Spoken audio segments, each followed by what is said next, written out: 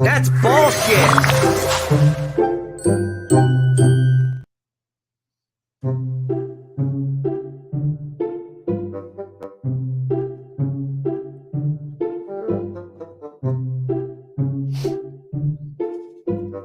That's bullshit.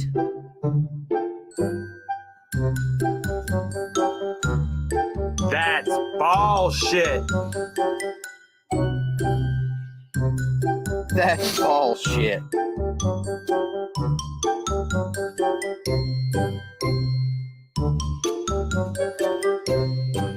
Well, hello, everybody. Welcome to Ballshit After Dark.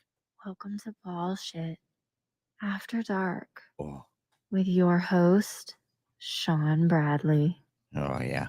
I had to throw that in there, right? All right, guys, I'm sorry I'm a few minutes late. I have no idea how many of you are even in here. 14 of you that are showing on my screen. I have just been like, I was upstairs working on stuff and like almost just fell off my elevator just now coming down. Soda spilled all over me. I'm half wet, not in a good way. And just generally kind of stressed out while I start my after dark evening. So hopefully this kind of soothes me into the whole thing with, I wasn't sure how his logo was going to show up there, but it actually showed up pretty good when I put like a double, triple extra glow on the letters to make them really stand out. So I had to like really broaden that glow on Canva. I had to Canva, triple Canva. I had to Canva and Canva again and Canva a third time. But there are ways to outsmart even the dumbest graphic programs that are designed for us easy peasies to use. But I do like the graphic. Like I love the whole NSF table in there. Like that the snake is truly like Holdback Rack's proud of that. You know, hopefully your cartoon snake is cleaning his table with F10 every time. And Jessica Hare would be happy that you're doing that. So yeah, man, I don't know. Like I still can't figure out how to turn my Google sounds off, even though I've turned them off in every single possible check location possible. So I'm sorry if you keep getting sounds blowing up after whatever. Yeah. After it's welcome to Ballshit after it's supposed to start. What a fucking comment, Chris. Thank you very much for such a wonderful comment. Absolutely. And tremendous comment. So there's not very many of you in here. I'm going to go ahead and run through the sponsors really quickly. It won't take me long, I promise. I'm dropping sponsors like I'm losing hair as I age. No, not really. It's not that bad. It's really not that bad. All right. So I wanted to start with USARK this time and say USARK is not a sponsor. I'm a sponsor of USARK, and you should be a sponsor of USARK, and you should do everything you can to help out usark.org. To defend your rights to keep and breed and show and display and educate the public with your reptiles. So yeah, check out usark.org. Don't do them wrong. MORPHmarket.com, always ever changing, although there's no like blue top updates today. And I swear I just answered this message and now I've got another message. Oh, you can't see it. It's hidden by the Snakenstein table. That's good. You don't know how many requests I've got. I don't have that many. Trust me, it's been very slow in the colubrid world lately. I don't know what's up with that. Got to get some ball python people in the colubrid game, I guess. So if you're curious about that, we actually talked about some morphs of colubrids, some very near and dear mutations. We went through the list on the Holdback Rack podcast, I believe last Friday. Now check that out. Episode number 69, in fact. Yeah, I was, in fact, graced with that. Like, it's almost like they saved it for me. Ladies, I appreciate the threesome we had on the 69th episode of your podcast. It was tremendous. It was outstanding, and it will forever go down in corn snake infamy, I hope, because we set the record straight for the morph called Ultramel or Ultra.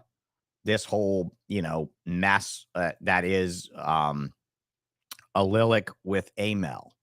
So imagine a gene, guys, ball python guys. Imagine a gene that's recessive in every single use of itself except for one.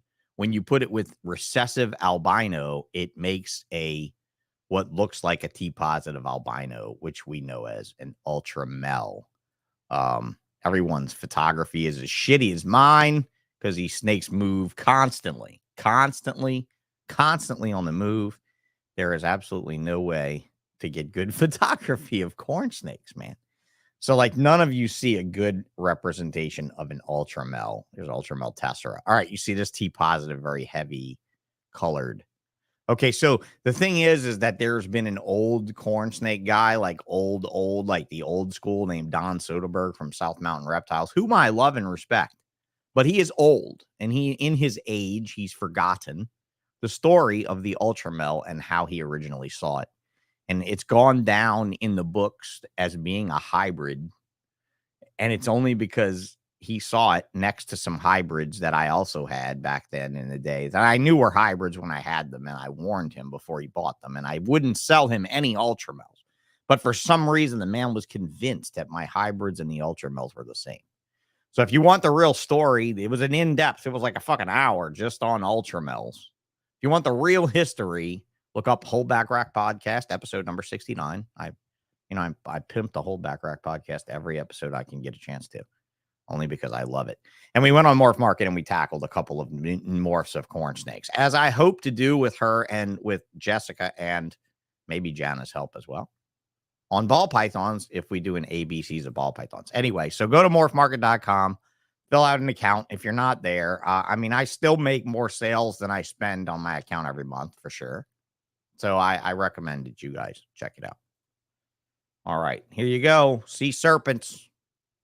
I got to call this guy because I have this idea to put this rack behind me on this wall that I want to do. So you should call him too. C-SERPENTS.com, down to a 4-week turnaround time.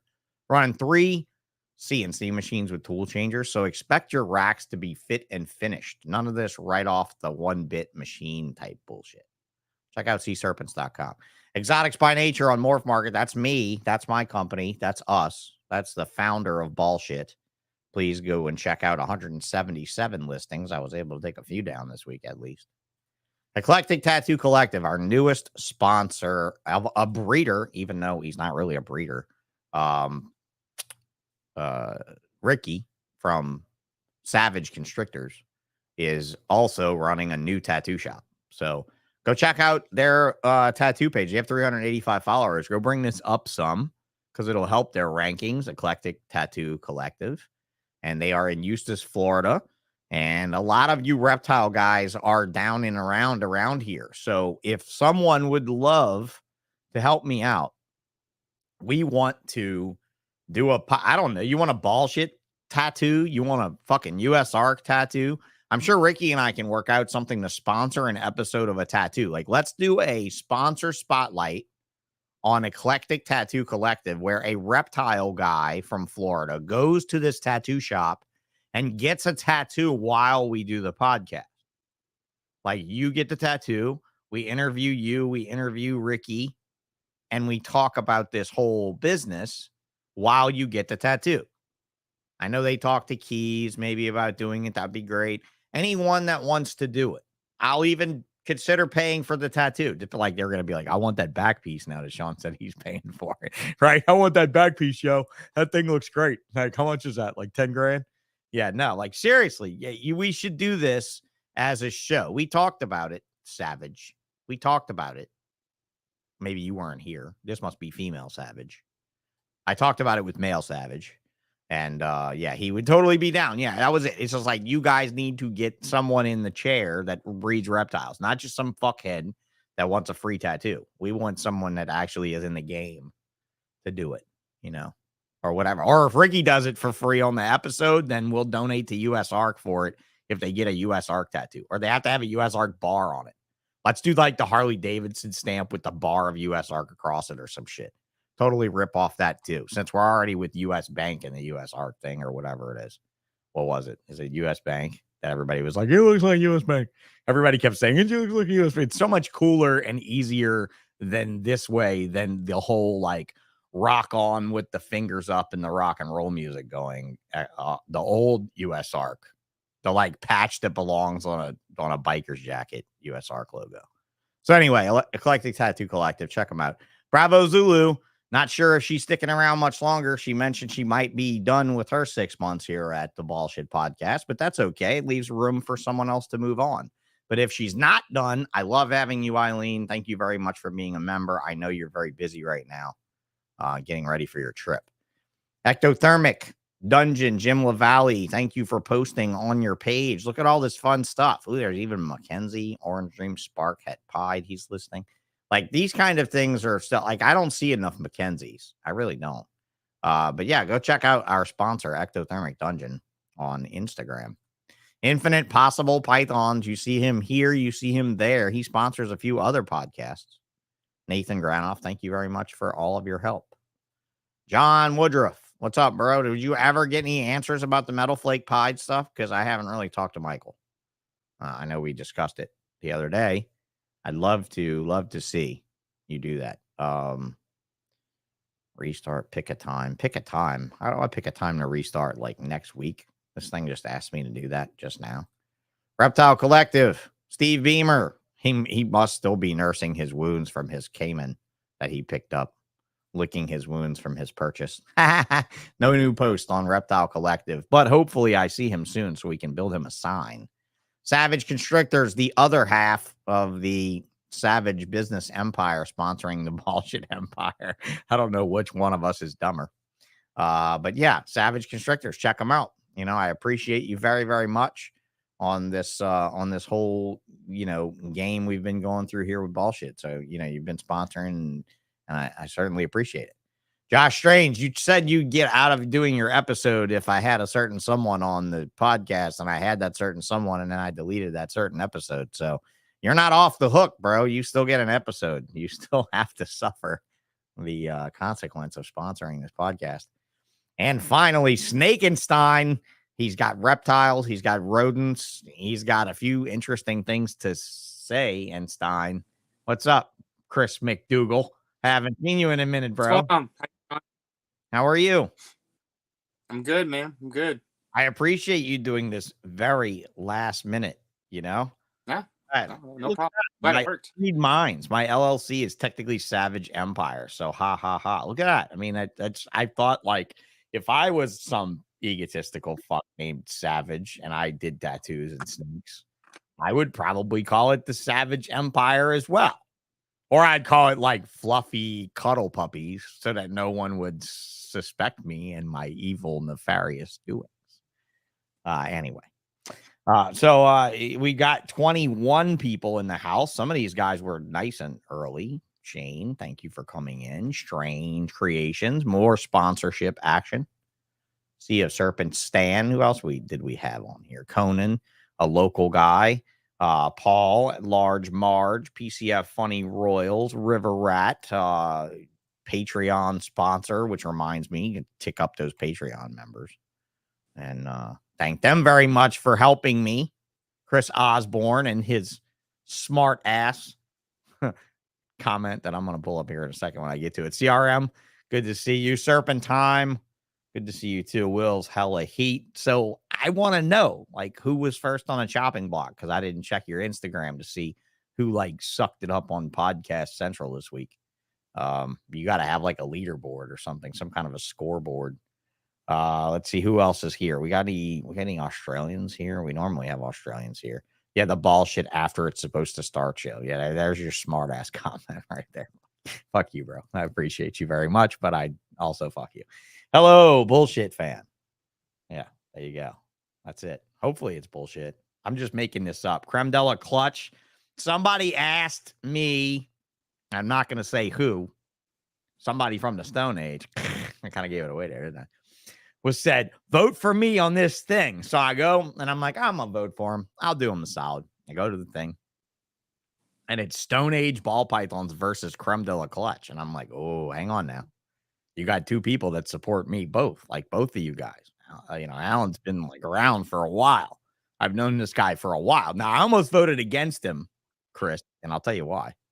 Because the dude's got like have you seen his package? Like the box has like the black styrofoam and it has the blood mark stuffing and it has like the Crown Royal bag and like the crushed velvet bag. We're like, what the fuck? Does it come with a stereo? That's what I wanted. Does it come with a subwoofer? Does it? You know what I mean? Like, does it come with? Does it come with a shot glass? You know what I mean? Like, it should come with something. It should come with birth control. Is what it should come with. I don't know what it should come with, but something about that packaging just doesn't make me want to vote against this guy because it might get worse. He might have a gold seal of authenticity birth certificate. I saw one of those today, and I just shook my head and said, "Oh my God, what you have to do today to sell a ball python." And that's all. That's all I thought was I think about guys like about Creme de la Clutch, and I'm like, Creme de la, absolutely awesome. Creme de la this day and age, the packaging goes in the Creme de la trash can because everybody's worried about infection and cross-contamination and everything else. No one wants to save that beautiful packaging. Doesn't that make you want to like do less? But I love what he's done. Like, he makes me feel like I'm glad I sold out when I sold. And there's my Australian, the token Australian. Limey. We're going to end it on Limey. Evening, fuck nuts. That would be you too, Chris McDougal. I'd be, and that for coming from Limey is actually probably a compliment. You're like, I'll absolutely be a fuck nut. Thank you. Well, considering he texted me to see when it was starting, so. Oh, really? He'd be like, where is Sean on this shit, right? On this shit show. I was literally upstairs trying to figure out the heater, and it was absolutely on the brink. So anyway, how are you tonight? It's not very cold here, but I'm gonna go work up there when I'm done. So we were in the 20s this morning. Where are you physically in this world? The armpit of Texas, West Texas. The armpit of West Texas. What is that? Right there at the New Mexico border. There's like El Paso. Well, no, we're east of El Paso by about 3.5 hours. Okay. We're like literally in the middle of El Paso and Dallas. Okay. What's the town? Odessa, Midland. Oh, okay. You're in Midland, Odessa. I mean, everybody watched Tin Cup, right? I mean, it's one of my favorite movies, right? If you watch Tin Cup, you know about Midland and Odessa. You know basically the gist of Midland and Odessa, thanks to Kevin Friday Night Costner. Lights. Or Friday Night Lights, right? Absolutely. Similar sort of thing.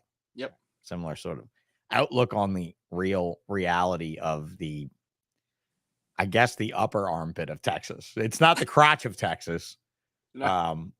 Or like where I live in Louisiana, but it is what it is. I mean, you're what, like 5 hours from Dallas? Yeah. Okay. So you guys are out there kind of sitting alone in everything. So I would imagine, I mean, West Texas, I agree with Marita, the gorgeous Marita. I agree with you, Marita, that West Texas is the best place in the world, but he's not West Texas. He's like North Central Texas. It's like on the edge of oblivion of Texas. If Texas was on a flat map of the world, that would be the end. That'd be it. Right next to Blythe, California, for the guy out there that knows my Blythe story. Sorry about the invisible cup. That's pretty cool. I'm on my green screen unprofessional day.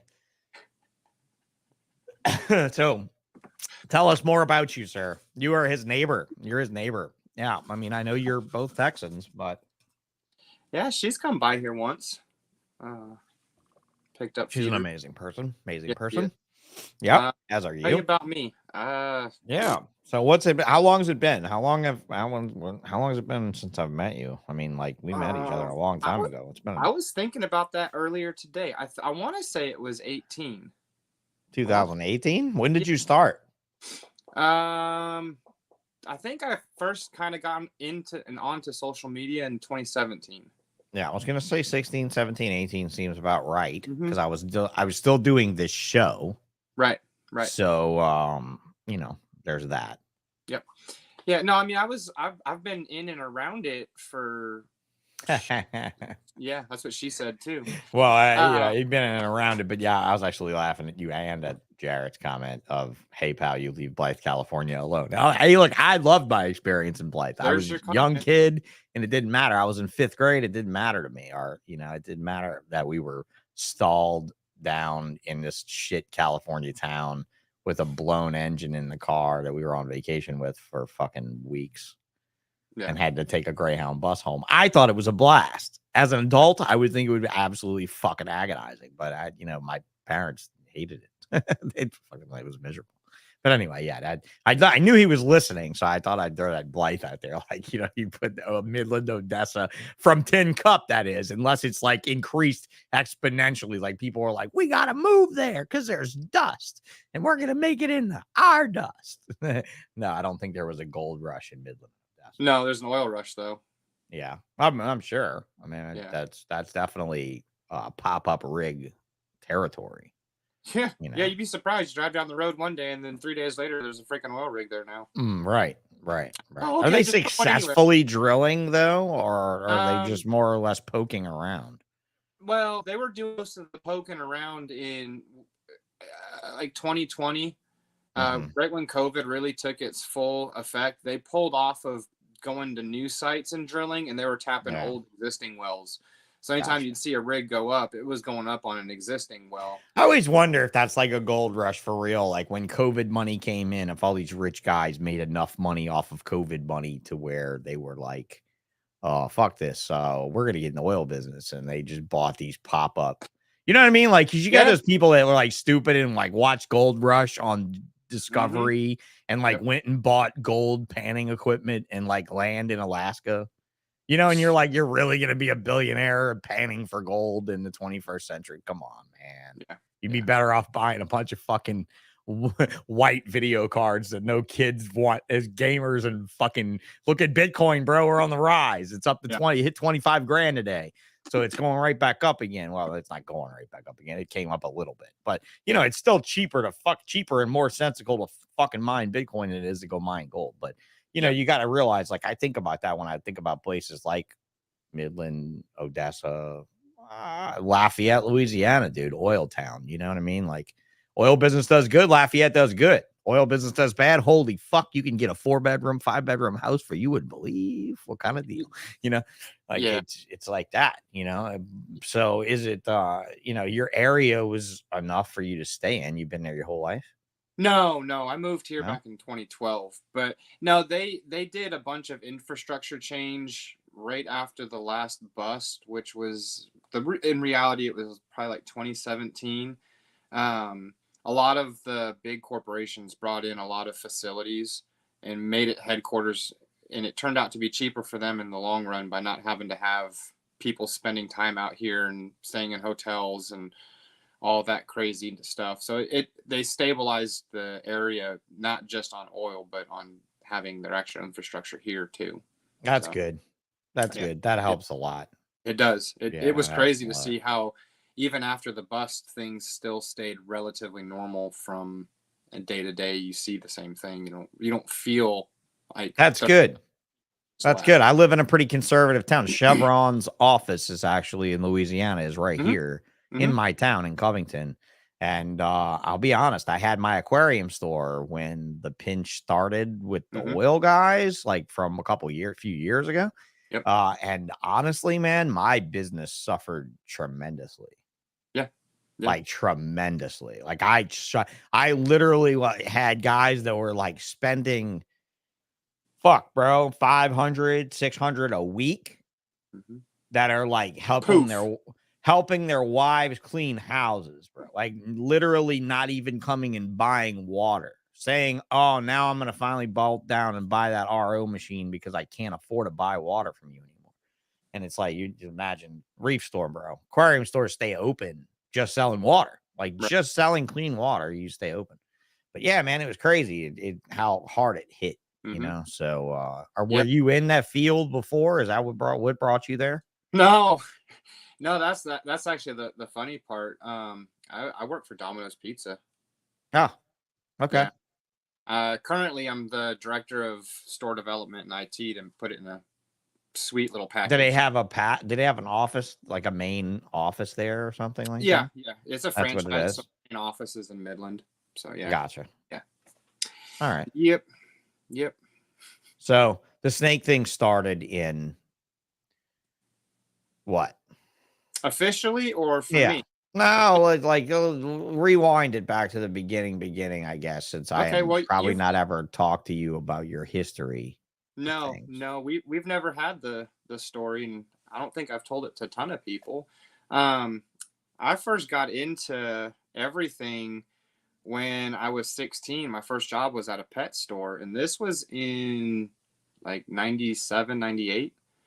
And back then, almost everything that came in for pet stores, especially if it was a ball python, was all imports. You weren't buying from breeders, people getting rid of their normals. You're importing them all. And I kid you not, man. If I only knew today, or what I only knew now, what I would back then, the amount of crap that passed through my hands. I kid you not. We had a tri-stripe come through. Oh, for sure. A visual tri-stripe, and this was in 98. Huh. You know, Yeah. the Yellow Belly Asphalt Complex. Oh yeah, well, I mean, there was more tri-stripes visually coming from the wild than any other recessive gene other than hypo. Yeah, I mean, So- hands down, there's no doubt. There is absolutely no doubt in my so mind. that was what got me into the reptile world in general, and I went through the whole smorgasbord of stuff: lizards, frogs, snakes, all kinds of different species, colubrids, boas, for about, I don't know, probably like 5 or 6, 7 years, give or take. I just couldn't figure out what I liked. So I had a little bit of everything. And then over time, as some of the lizards passed away or whatever, I was like, okay, well, that was cool. And 10, 12 years later, I started just really just focusing on balls, really. And then I got hooked like everybody does. And here I am now. Yeah, it kind of is a lot. I mean, it's kind of like if you want. I was telling my employee today, like I've been like racking my brain on like what I want to save or what I want to get into, what I want to do, and like, how do you look at ball pythons where they are now and say I want to work with puzzle and tri-stripe and pied and that's it? You know, like how do you pick a thing Right. when there's like these? Oh, but look at how the red gene modifies, like, right? Look at how blackhead modifies. Or lace. Like, look at how, well, yeah, I mean, we could keep going. I'm just Right, being like yeah. very, very loose about it. Like, look at how Blitz Trick Hurricane modifies something. Look at how Acid Confusion, whatever the fuck else, modifies something. And like when you really get down to it, you're like, wait a minute, if I'm going to do ball pythons, I got to have a whole fucking building again. I gotta have a whole rodent production facility again. I gotta have a whole, you know, and it's just like, man, wow, it's grown so much outside the scope of anyone saying, I want to work on this. You know? Yeah. Like to me. Yeah. Like in Bullshit And- After Dark, to me, is not just about you, it's about your views of where we are in the market now. So I want you to keep that in mind throughout the show. Okay. So like where it was, where you were, and where it is now. Because when I started ABN in 19, the height of morph market was 15,000 ball pythons for sale. You know, here we are 4 short years later, and almost 4 years almost on the dot. I've signed my lease right about now 4 years ago. My lease expired after 3 years. So I 45,000. went, yeah. So 45. Well, yeah, and please count Canada because those fuckers are shipping over here just as easily. Don't delude yourself that Canada's not part of that number. But anyway, you know, to keep that in mind, you know, we go a little closer to 50,000, but I like to go through it every week whenever we talk about the stuff on the show. And I like to think about where we were and where we are now. 48,361 in US and Canada. And that's down a good 2,700 from a few, you know, whatever ago, right? So like, I'm not really scared of this number. I'm not scared of this number, Chris. I don't care about this number. This number doesn't mean anything to me yet. No. At some point, the number will mean something to me, right? Like, you know, when that day comes is when halving starts and people just really start fucking dumping. And a correction occurs, right? The market doesn't destroy itself. It doesn't become free. It doesn't become whatever. It's just that the market corrects itself. Yep. And that's what it's doing right now, unfortunately. And for some people, it's going to be harder than they thought it was going to be and tougher than they wanted it to be. And there's collections going every day. I've seen in the last 48 hours, I've seen 8 breeders gone. Poof. Wow. And honestly, I have to be honest with you, man. I'm paying an employee here, being a paralyzed breeder and having someone, you know, having to have someone here to help me do most things where I'm reaching up. I got to be honest with you, bro. It's Yeah. expensive right now. My rodent guy hasn't delivered in 3.5 weeks, so I'm buying everything frozen. Yeah. Costing me a fortune. Yep. I got nobody here to rely on for food, access for food. Honestly, that was what happened to me what's that? That was like what happened to me last year. I had a terrible accident in May of last year. Yeah, we're gonna get to that. Yeah, let's talk about It that. straight screwed me, and Mhm. I'm still paying for it today. Like, I'm thankful to still be here, honestly, in many aspects. So what happened? Talk about the accident. No idea. I literally turned off, and my face went into a wall, and I shattered the left side of my face. I have a metal plate that'll be here for the rest of my life now to hold those two pieces of bone together. Like you were in the car? Nope. You Walking were to use a restroom. walking. Yep. And you walked. You I just walked blacked and out. I woke up in the hospital 4 days later. Wow. Wow. Yeah. That's fucking wow. Stupid. Fucking stupid. Well, not necessarily stupid. I mean, you know, my one of my good friends' wives was sitting at the zoo with a bunch of kids on a field trip and had a horrible seizure in the middle of the day. Never had a seizure in her life. Never had one since.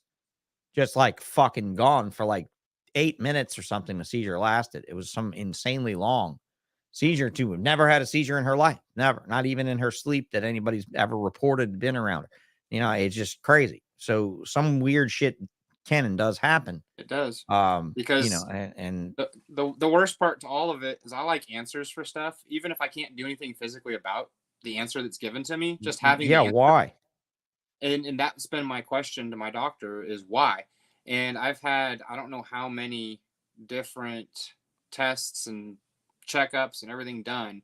And the same thing, you're healthy as a horse, you're healthy as a horse. The next thing I'm waiting to get scheduled is an EKG just to make sure my heart doesn't have a problem. Because right. the last thing they can think of is that my heart just stopped for long enough to not send oxygen to my blood and oxygen in my brain, and my body turned off and I collapsed. Wow. I was unconscious for about everyone's story is different from the friends that were with me, but 4 to 6 minutes. Was it at home? No, I mean, you said it was. It was a work trip. Oh wow. Okay. Yep. That's tough, man. Yeah. And I wasn't intoxicated. That makes it even worse. I can't even say it's because I was drunk. Right. Well, yeah, same here. I slipped off the deck backwards. Fun. Like right. Exactly. We can't well, they made the story fun for me. You just didn't have enough. You should have had a podcast, Chris. If you'd had a podcast, you'd have been like, you wouldn't have believed what Snakenstein was doing. He was up on the roof with a lightning rod and he was trying to make the name come true. Right. So I was on the roof with strippers, like on the top roof, bro. My top roof, I can't even climb on it. If I fuck no, I wouldn't climb on that thing. If I was walking still, I wouldn't climb on that fucking thing. It's 26 feet in the air and the pitch is stupid. I'm not, and it's metal. I'm not doing, and it's covered in dust and dirt and shit from 20 years. There's no way I'm climbing that. No. But the rumors that I have heard for how I broke my fucking back, I wish I had the memory of that breaking of I wish it was like, did you see him hit the ground and confetti flew out of all the crawfish holes in the yard? Like it was crazy. I was fucking I haven't heard that version yet. Yeah. That's my version of it. That's how I remember it, you know? Yeah. You know, but anyway, yeah, man, what a crazy fucking scary thing. And no problem since. No issues since. Just you straight fucking just face planted into the ground, pretty much. Yeah. You bounce off the floor, and wow. But has it affected you in a way of like your freedoms of life? I mean, it only happened once, so I would imagine after waiting a while, it wasn't something that like they took your license away and shit. Okay, so you still have neuropathy in your face then. Yeah. Okay, so. And I imagine that's not too fun. Right. Part of the teeth are still numb. And so it's mostly what I always refer to as just cosmetic. Cold really bothers me. The plate will feel the cold. So that side of my face gets a little bit colder faster. Oh yeah, I bet. So That's that's not. interesting. I don't recommend that to anybody. You look pretty good for a guy who had facial reconstruction. Though I was in the hospital with a couple motorcycle accidents that would have been fared very well for that level of facial reconstruction. So I'm glad that you still are with us and looking like a professional Thank and you. not having a problem with that, because I know how horrible that could possibly be to a future, you know. Yeah. So like in the way of, did you break your nose? Did you Oh, yeah, broke, shattered. you broke your nose, shattered your nose, Yeah. and everything? Wow, that's insane, man. It's so Will's hella heat said same thing happened to me. Passed out while driving. I ran all tests, found nothing wrong. Yeah, I mean the last girl I dated was, you know, had chronic seizures from a stroke she had when she was 17 years old, and apparently had caused some damage to her brain that caused random seizures 3 to 5 times a month. And she has what you're experiencing out of the blue happen to her all the time. So the poor girl has broken her nose like 5 times, and she's 24 years old. To have the lifestyle of that is really difficult. You know, I didn't piece myself out of that situation. She pieced me out of that situation. But I think being with someone that's functionally handicapped can be very difficult sometimes for someone who is not. So I like, you know, like, well, basically it boiled down to this, Chris. She was like, I want to go out with you and I want to push you in your wheelchair wherever we go. So you know what I told her, Chris? I told her we could do that, but she had to wear a football helmet and a neck brace. And she asked me why the fuck she'd have to do that. And I said, if you're going to highlight my injury, I sure as fuck going to highlight yours. You know, I mean, like, if we're gonna really be a handicap, if you're gonna be functionally handicapped with me and like put a beacon on it, like this guy can't do, I'm gonna be like, she turns into a fish 3 to 5 times a month on the floor. And she flops around uncontrollably. That's why she wears a football helmet and a neck brace. But it's very unfortunate, and we all have our upward strives in life, our upward battles. Some people's lives are fucking rosy, Chris. Some people do not have faceplates and do not have wheelchairs. But for those that do, I like the fact that you're here doing. Did you miss a lot of work from that injury? Yeah, I was out of work probably, I want to say 6 or 8 weeks in total. The first, I know for sure, like 5 weeks, because I couldn't walk from the bedroom to move from the bedroom to the recliner without bleeding profusely everywhere. And I couldn't lay down to sleep, so I was sleeping like shit, because if I laid down to sleep, I could have actually drowned while sleeping. Right. From the because blood. Because all the nasal drain and stuff like that, right? Yep. Oh, wow. That's a very interesting battle you went through. And otherwise a normally healthy, rosy life when you were younger? Like there's like no car wrecks where you had to sew your arms or legs back on, you know, No, nothing I've had major. those kinds of accidents too. Oh, okay. I rolled a truck at 80 miles an hour. Oh, yeah, that'll do it. Yeah, that was fun. I spun out of Miata at 75 miles an hour and walked away from that. Yeah, I've been there. I walked away. On my shoulder from the seatbelt. That was it. But man, and then I cut this hand up. Yeah, I gotcha. They did the best they could with that, but I've always done stuff with my hands, so it's not, my hands are nicked to hell like everybody that's doing things. But outside of those types of things, yeah, it's been a relatively normal American life. So, you know, as injuries go along, you told me something like, I gotta be honest. Yeah, like I'm gonna put that comment out there, Jared. Like, go big, damn son, go big or go home. Absolutely, man. I mean, that's the way to go. Is be a man.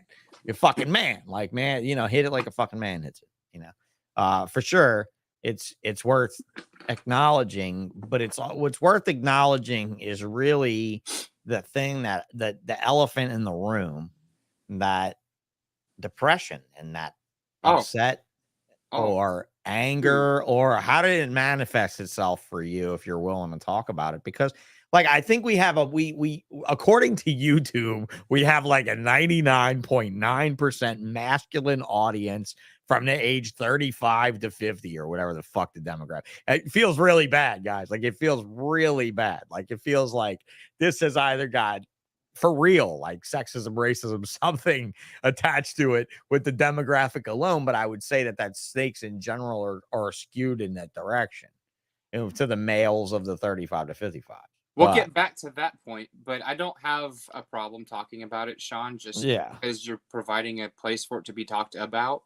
Yeah. I think that that's important for just anybody, not just me, but anybody to be able to know that you can say stuff. The first 2 or 3 weeks that I was down with injury were irrelevant time frame wise. It felt like one day.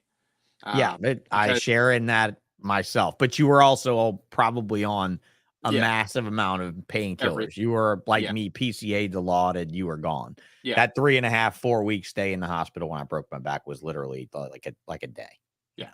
Yeah. But the weeks 4, 5, 6, and probably even into 7, it was about a month. It got to the point where my son just picked me up and he's like, Dad, we're going into the snake room and I'm going to help open tubs and you're going to pick up a snake. Mm-hmm. Because they could just see how sad. The depression. Yeah. Just the depression. Overall sad. Because I hadn't been able to do anything. Right. In months. I couldn't lift anything over my head that weighed more than 5 pounds. Mm-hmm. Well, that means you're not lifting just about anything. You're not lifting a snake tub out, that's for sure. I mean, and so it's just like I couldn't come in here. I couldn't go in the rodent room. I couldn't do what I'm used to doing when I'm used to doing it. I couldn't do me. Like I couldn't be me for 4.5, 5 weeks.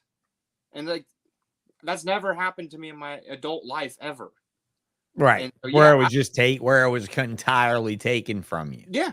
Yeah. Where you pretty much sat and you accepted the fact that you were there. You were in that spot. Yeah, right. Had to. Because if something would have happened, there was literally one little piece where otherwise the whole cheekbone all the way back to the side of my skull would have just been floating completely. And he said, if anything hits your face, anything, you're going to have to come back and get a second surgery. And I was like, well, I can't. Right. Live in fear of a surgeon where a surgeon tells you rest. Yeah. And they actually give you a surgeon that tells you just rest.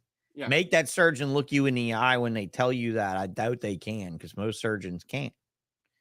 But like when you face that death of character, it's a huge, huge mountain to climb. It is. And to see that and to feel that at a bad time in life, like where all this stuff's coming down and then still have to do. So you obviously had help though, because you had a collection at the time, right? This was only last year. Yeah. This 22 or 21? 22. 22. Yeah. Last May. So last May.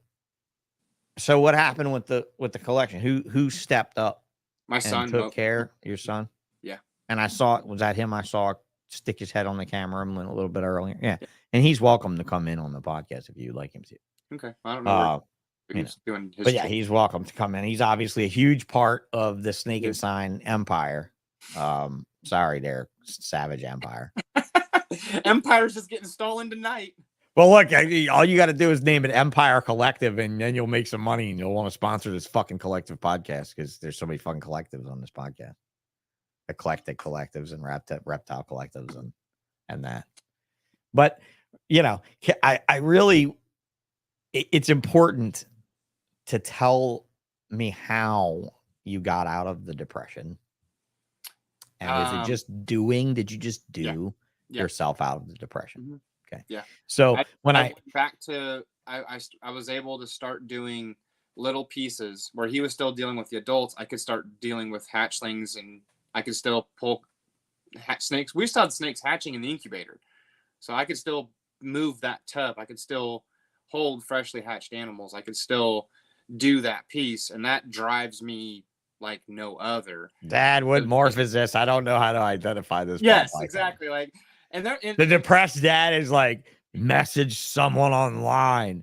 Message that Bradley fuck from Ballsh. He's got nothing to do. He knows all of the morphs and how to spot them. Thank you for being a man and actually doing it yourself. I appreciate you. I so do. But no, I want to do this podcast on a lot of things, bro. It's going to be called Not Going to Stand For It. And it's going to be all about, injury and not necessarily man. Like you wouldn't believe, dude. I got to talking about potentially offering a man's focus on a sex podcast. And Mark Mandic of Marcus Jane Ball Pythons was like, dude, sign me up. I want to be a host of that with you. And so I was like, wow, this could actually open up a can of worms that could be incredible. Because to be honest with you, man, I have such a huge family in the reptile and aquatic world that I could really pull a lot of people like me and you and them together to bring some real healing to the world. And I'm with you on Stan, smash the like button, especially on this one topic alone, that you don't need Prozac or a fucking chair with somebody that charges you $125 to $190 an hour to get through depression when you just fucking do. Yeah. You right now you don't. And tomorrow you do, and you'll find out how amazing it feels and how it helped me through the depression of losing a child. It helped me through the depression of losing my back and all of these abilities. It helped me through the depression of losing my dream business. Even though I didn't lose it, I sold it. I more or less gave up on it with my fingers, like barely like here. Like, I don't want this anymore. But at the same time, bro, I did, right? Like I fucking did. I fucking wanted, I went and I did. What's your problem? What's your excuse? And that's how you did it? You just did? Yeah. Yeah. And it works, and $1 million to that guy right there. $1 million to that guy. $1 million to you. I wish we could do that. I wish $1 million to you to give you the advice that somebody should be giving everyone in the depressionary state, especially a man that's already got a bunch of shit in the works, right? Right. Like, it's all in there, Dad. Just come in here and do this, Dad. That's fucking amazing, bro. So, like, thank you very much for being you. I think it's amazing. I really do.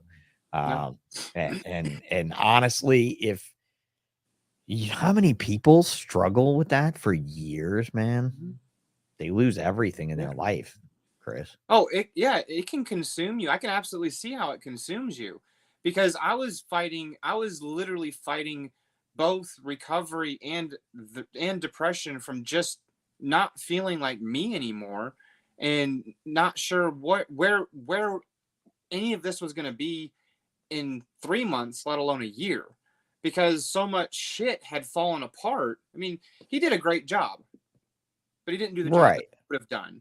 No, for sure not. And he was on unsteady ground emotionally as well, with Dad being in peril and, all these, and of course, being young. I mean, how old is he? Alive. So how old is he? He just turned 16.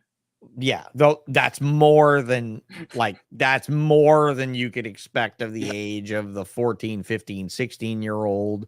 Girls are in the picture, video games are everywhere, phones are in hand, and Dad's going through this crap, and I have to keep this going because and the fact that you did recognize it though has a lot to do with it too. Like, you had to recognize that as a point of turn where you could just look at yourself in the mirror and just be like, no more, right? Like, I'm not going to do this anymore, and I'm not going to succumb to it anymore. It's great for you. Good for you. I've always been more of a happy, positive outlook person. So feeling any type of negativity, I have to figure out a way to fix it. And I wish I was like that. Like, I go to bed every night with negativity, like, wrapped in a blanket around me. Like, I couldn't even go anywhere without, like, evil thoughts of demons taking over everything in my life. Like, I don't know what I would do. If you came to me and you were like, look, bro, roses, puppies, and kittens and flower covered things, I'd be like, what the fuck? I'd be like over there with a stick that had roses on it and a string. I'd be trying to make a fire out of it. I'd be like, let me burn this motherfucker down. I know this shit's flammable. I know it says made in Taiwan, not flammable, but I know it's flammable. And that would really be me, right? Like this has got to be for foreign people. That's why I said made in Taiwan. It's got to be for foreign people. I see people riding bicycles covered in long sleeve shirts and gloves in the middle of a hot ass climate, and I'm like, and they smile, and I'm like, what the fuck is going on here, right? I mean, this is one of those things. Happy people freak me the fuck out. Yep, for real. You bother me, bro. Because you bother me. You would always say hi to me, but you would skedaddle the other fucking way. I knew why. Yeah, man, what's up, dude? Right, you're too positive for me. No, that's not it. You'll try to change me, and I'm fine living in my little shit hut. Leave me alone. You're like Marita. Marita was in here doing the same. Marita said, I gave up on you because I was tired of you talking bad about yourself all the time. She said that to me, and I'm like, God damn it, Marita. She didn't give up on me. You know, she just more or less was like, I figured you didn't want my help. I figured if you wanted to be friends with me, you'd come and talk to me when you're ready. And I'm like, I'm always want to be friends with you, but I don't think I'm good enough. But yeah, that's you're kind of right though. Like, I mean, I, in a way, but it's not that. I like happy people now, especially much more now than before. Yeah. Much more. Well, I don't have to bring you down to my level like I used to once be. Yeah. Only because I recognize that as a personality trait, you know. But yeah. So anyway, how many ball pythons did you have going into this calamity last year? Last year? Yeah. Where were you at in the collection when I'm going to say normally where you face planted, but that's really a shitty pun. No. Please. As soon as I started maneuvering and started doing stuff again, I started the face chokes. I mean, at some point you have to do something because you have to bring the laughter. You have to. It starts to hear being sad and not the woe is me part, but the fact that it happened part. Make a joke out of something negative. Yeah. It started with me making my new PayPal address, which is Sean on Wheels at yahoo.com. So if you want to tip me, there you go. Sean, SEAN. Don't be sending this. Let me show you real quick. This motherfucker. I want to say it was probably about 210, Sean. 210 what? Is how many ball pythons? The numbers of adults altogether? Probably adults and sub-adults. I don't know where the hatchling count would have been. I feel for this guy. You know this guy? You know Space Jam 1? The first Space Jam with Michael Jordan? Remember the big, tall alien, the big, dumb one? It was based on this guy, the white guy, Sean Bradley. Spells his name S-H-A-W-N. My whole youth, I got picked on for being a shitty basketball player in the NBA in school. Okay, when I was like 5th grade, 6th grade, this dude would fuck up and somebody would look at me in school and like punch me and be like, motherfucker, why don't you shoot a better basket? All right. But wait. So then I get paralyzed and I'm like, all of this shit, right? He's 7'6". He should get notoriety. Okay. The motherfucker broke his back and he's paralyzed. Can you believe that shit? No way. I outranked the dude. Yeah, I outranked the dude in Google searches for a while because, you know, he's a has-been basketball player, but he was on fucking Space Jam. I'm not trying to rag on the dude. I'd love to have him on the podcast and wonder what the fuck he's doing these days. I mean, obviously, he's eating like me, as a fucking paraplegic. He's eating. But no, I think he might be a quad at this point. I'm not even sure where his level of injury is. But can you believe this fucking dude used to be able to go to, you used to be able to go online and search Sean Bradley paraplegic, and I was the only one on earth. Now, the 7'6" former NBA Space Jam star Sean fucking Bradley is paralyzed. He has been for a couple of years. But it's a shame that it was a motorcycle crash, I believe, or a bicycle crash. I'm not sure. It says bike. That can mean so many things these days. Yeah. But yeah, very shit. Yeah, I think it's a quad. I think he's a quad. So he's got a higher level of injury. So I'm the lightweight here, Sean. But hopefully I can get him on my podcast one day when I do a. Oh, it'd be fun. But can you believe that shit? I don't know. So if you're right there and your name's Chris McDougal, you might want to think about that neck brace and that basketball helmet after he's been on this show, because there's some sort of weird ass fucking bicycle, not motorcycle. Yeah, I know he's a fucking, I thought that's who I thought you were when I first heard your name. You thought that's who I was? Oh, no way. He breeds snakes too. That's the next thing. Give this motherfucker some ball pythons. Whoever knows Sean Bradley, wherever he fucking lives, if he played for the 76ers, I don't know if he's still in Philly, But if he's still in the Philly area, somebody needs to find this fucking guy and give him some ball python, so he might as well steal the rest of my fucking thunder. Right? Like, he's already older than me, right? I mean, just fucking might as well senior me up. Let me teach you something, kid. Right? Like, I mean, dude, to live in this fucking guy's shadow from one thing to the next.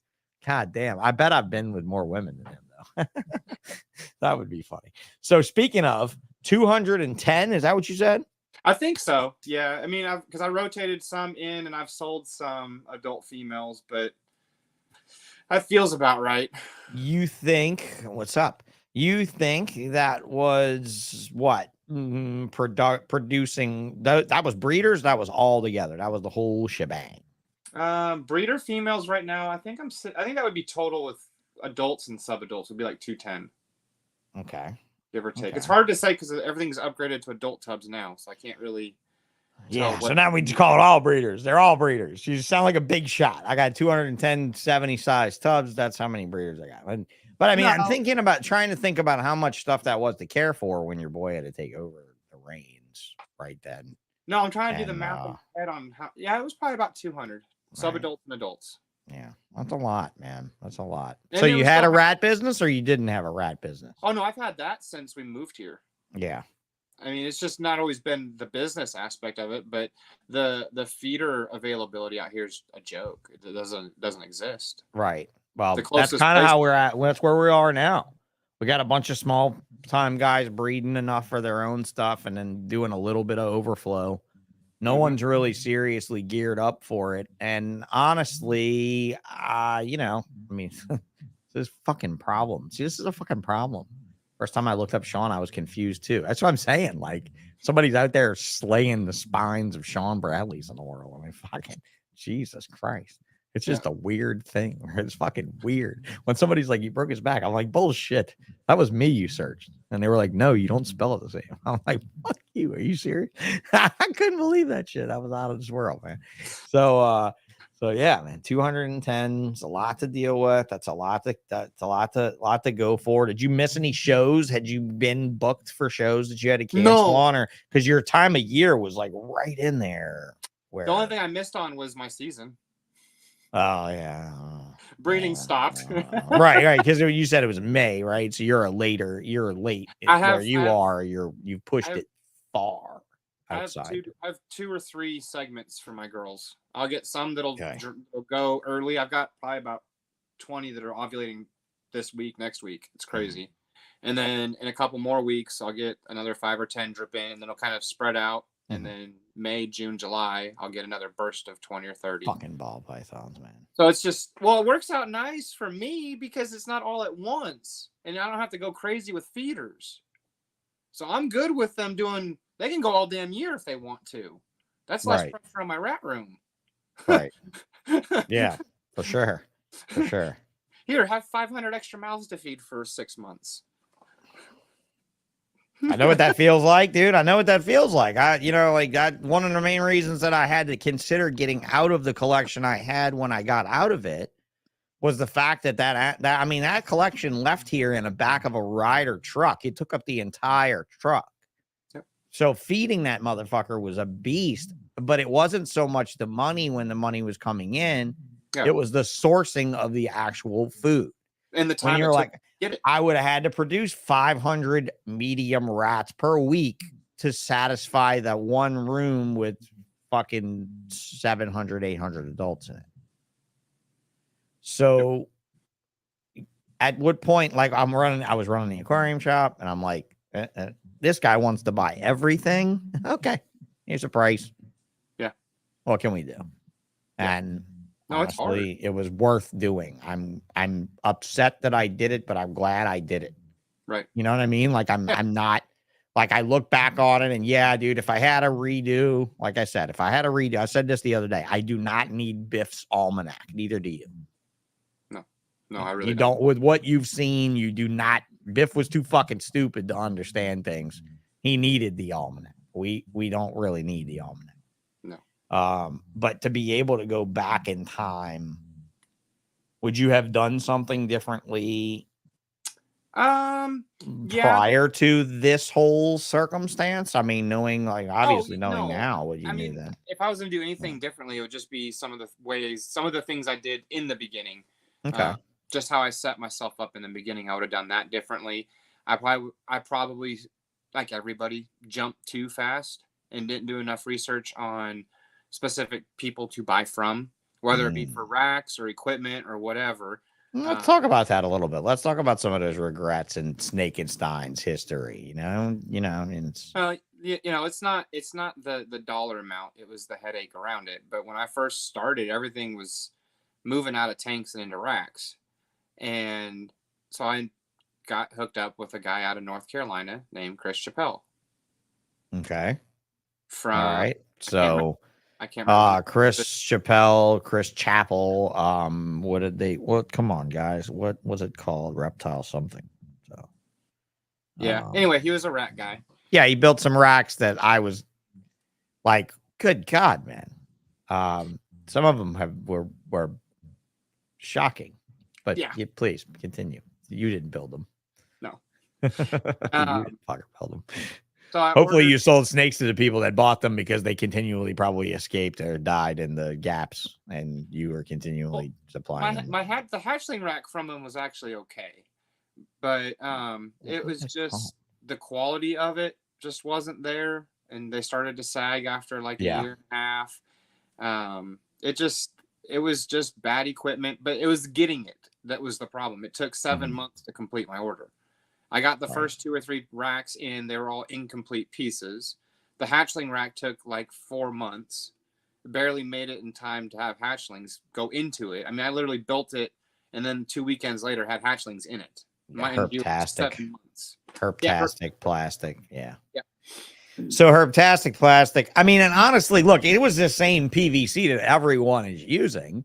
It's just a matter of construction and stuff. I think actually some of it he might have been using was thinner stuff to get away with a little bit.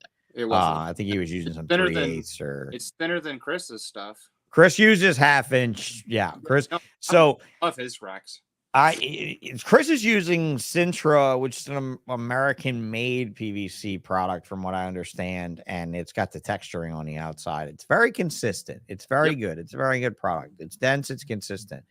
I ended up with a pallet of material from Rob Powers in Texas that he imported that I fucking love. And now he's out of the importing game because he's got somebody in Dallas that's selling it to him cheaper than he said he can import it, which I mean, like, what the fuck, bro? That seems a little, it seems a little. I mean, other than the fact that when you import plastic, you have a literal container of plastic. Right. So it might just be quantity that he's maybe not putting out the money. I don't really know. I mean, I'm not challenging Robert's finances, because I'm running a fucking under $10,000 machine that I built with parts myself, and he's running a $50,000 Laguna. I'm not even remotely comparing, that. But at the same time, like, I just got this plastic, bro, and I love it, and I'm building a product. And look, my supply, my customer, I should say, is probably feeling the same way you were just saying. Like, it took him fucking forever and right? But I'm like, streamline this process, bro. Like, we've got this thing down to where we could produce this product out of PVC, and we could produce it all day, every day. And that's what I want to say about a company like Herptastic, a company like anyone out there. If you're listening to this podcast and you're thinking about building cages because there's a market that is open, do understand the risks, the problems, the headaches, the costs of doing this properly. Just buying PVC and screws alone, not even counting tooling and machining and all of this, right? So I assume that was a regretted thing, because it took you forever, and I didn't even use them 2 full years. So it was a very expensive learning curve, because I basically went through and gutted it all and with C-SERPENTS then to correct the issues that those had. And then then I've just fell in love with stainless steel and just said, screw Yeah. it. If I'm going to be here for a long time, I might as well get a rack that'll be here for a long time too. I agree with you. Jonathan Sell said my entire corn snake building is filled. I'm assuming that's what that meant. Chris's racks, and I love them. He's the man. Delivered them to my door. C-Serpents for the win. You're in Florida, and actually C-Serpents delivered to my door, and I'm in Louisiana, man. I mean, and he's in Fort Lauderdale. It was the same cost for Chris to deliver to me as it was to freight ship it. So he said, I'm just going to load it in a truck and I'm going to bring it to you. Now, granted, you don't expect him to do that shit to you now because he's very busy now. Yeah, But like that was before he had a CNC machine. Now he has 3 CNC machines. So, he's doing it right and he did it right. But if you look back on the history of it, he was hand making and he was hand assembling and hand routing every single panel before like 2000, probably 16, 17. He was doing it all by hand off of Piedmont Plastics pre-cuts. He wasn't even cutting it. Like most of you didn't even know that. He just gave Piedmont a cut list and Piedmont would cut it. And so like, why in the world did this business model not work anywhere else? Because they're just not hustlers like Chris. Yeah. Well, That's it. And not only that, but you have to take into the consideration of who Chris is. He'll shake your hand. He'll say hi to you in an expo. He'll take care of your next order, and he'll literally bend over backwards to help his existing customers. Yeah, and he doesn't allow dissatisfaction in that way. No. At all. No. Like it's not even allowed to happen. Like it can't even pass accidentally. Nope. And I love dealing with him for that very reason. I told him, I was like, I might not be buying your adult racks anymore, but I will always be using you for my hatchling wall because I love your racks and I'll always support you because you've always been great. If you're buying it in plastic sheet, you're buying it from C. That's what you're doing. You're buying it from Nettles, right? Yep. From Chris Nettles, the owner of C-Serpents, and I believe still a sponsor of my podcast. I don't know. I haven't talked to you. He's so busy, dude. Like I message him on what I do is I message him on a Sunday. And if he gets back to me, he gets back to me. If he doesn't get back to me, he doesn't get back to me. I pull it up on the screen. Here we all are. Jerking your chain, Chris.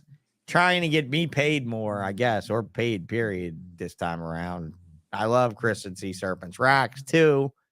Chris Osborne said, Jonathan said there might be somebody else. Awesome customer service does not even say what he is. Like it doesn't even speak volumes. I mean, Chris, do you realize that I was like, Chris, are you married? We're pushing a rack in to Tinley. Are you married? Oh yeah, man. I've been married for however many years, right? 10, 12, 14, however many years. I straight look at him and say, well, who's she fucking? Because like you never have time. Like I don't even understand that. Like so who's she? When I'm skipping a beat, I said, so who does she fuck? And he was like, what? And I was like, bro, you never how do you do it? How do you do it? I'm alone and I'm me and I can't do me like you. Do you and me.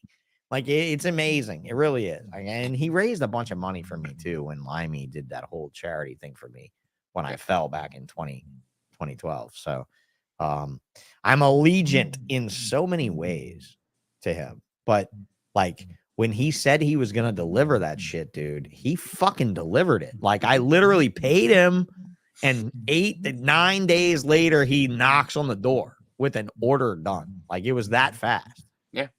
Now I'll be honest and say that I did fill all 500 and whatever 13 holes in under a week that year.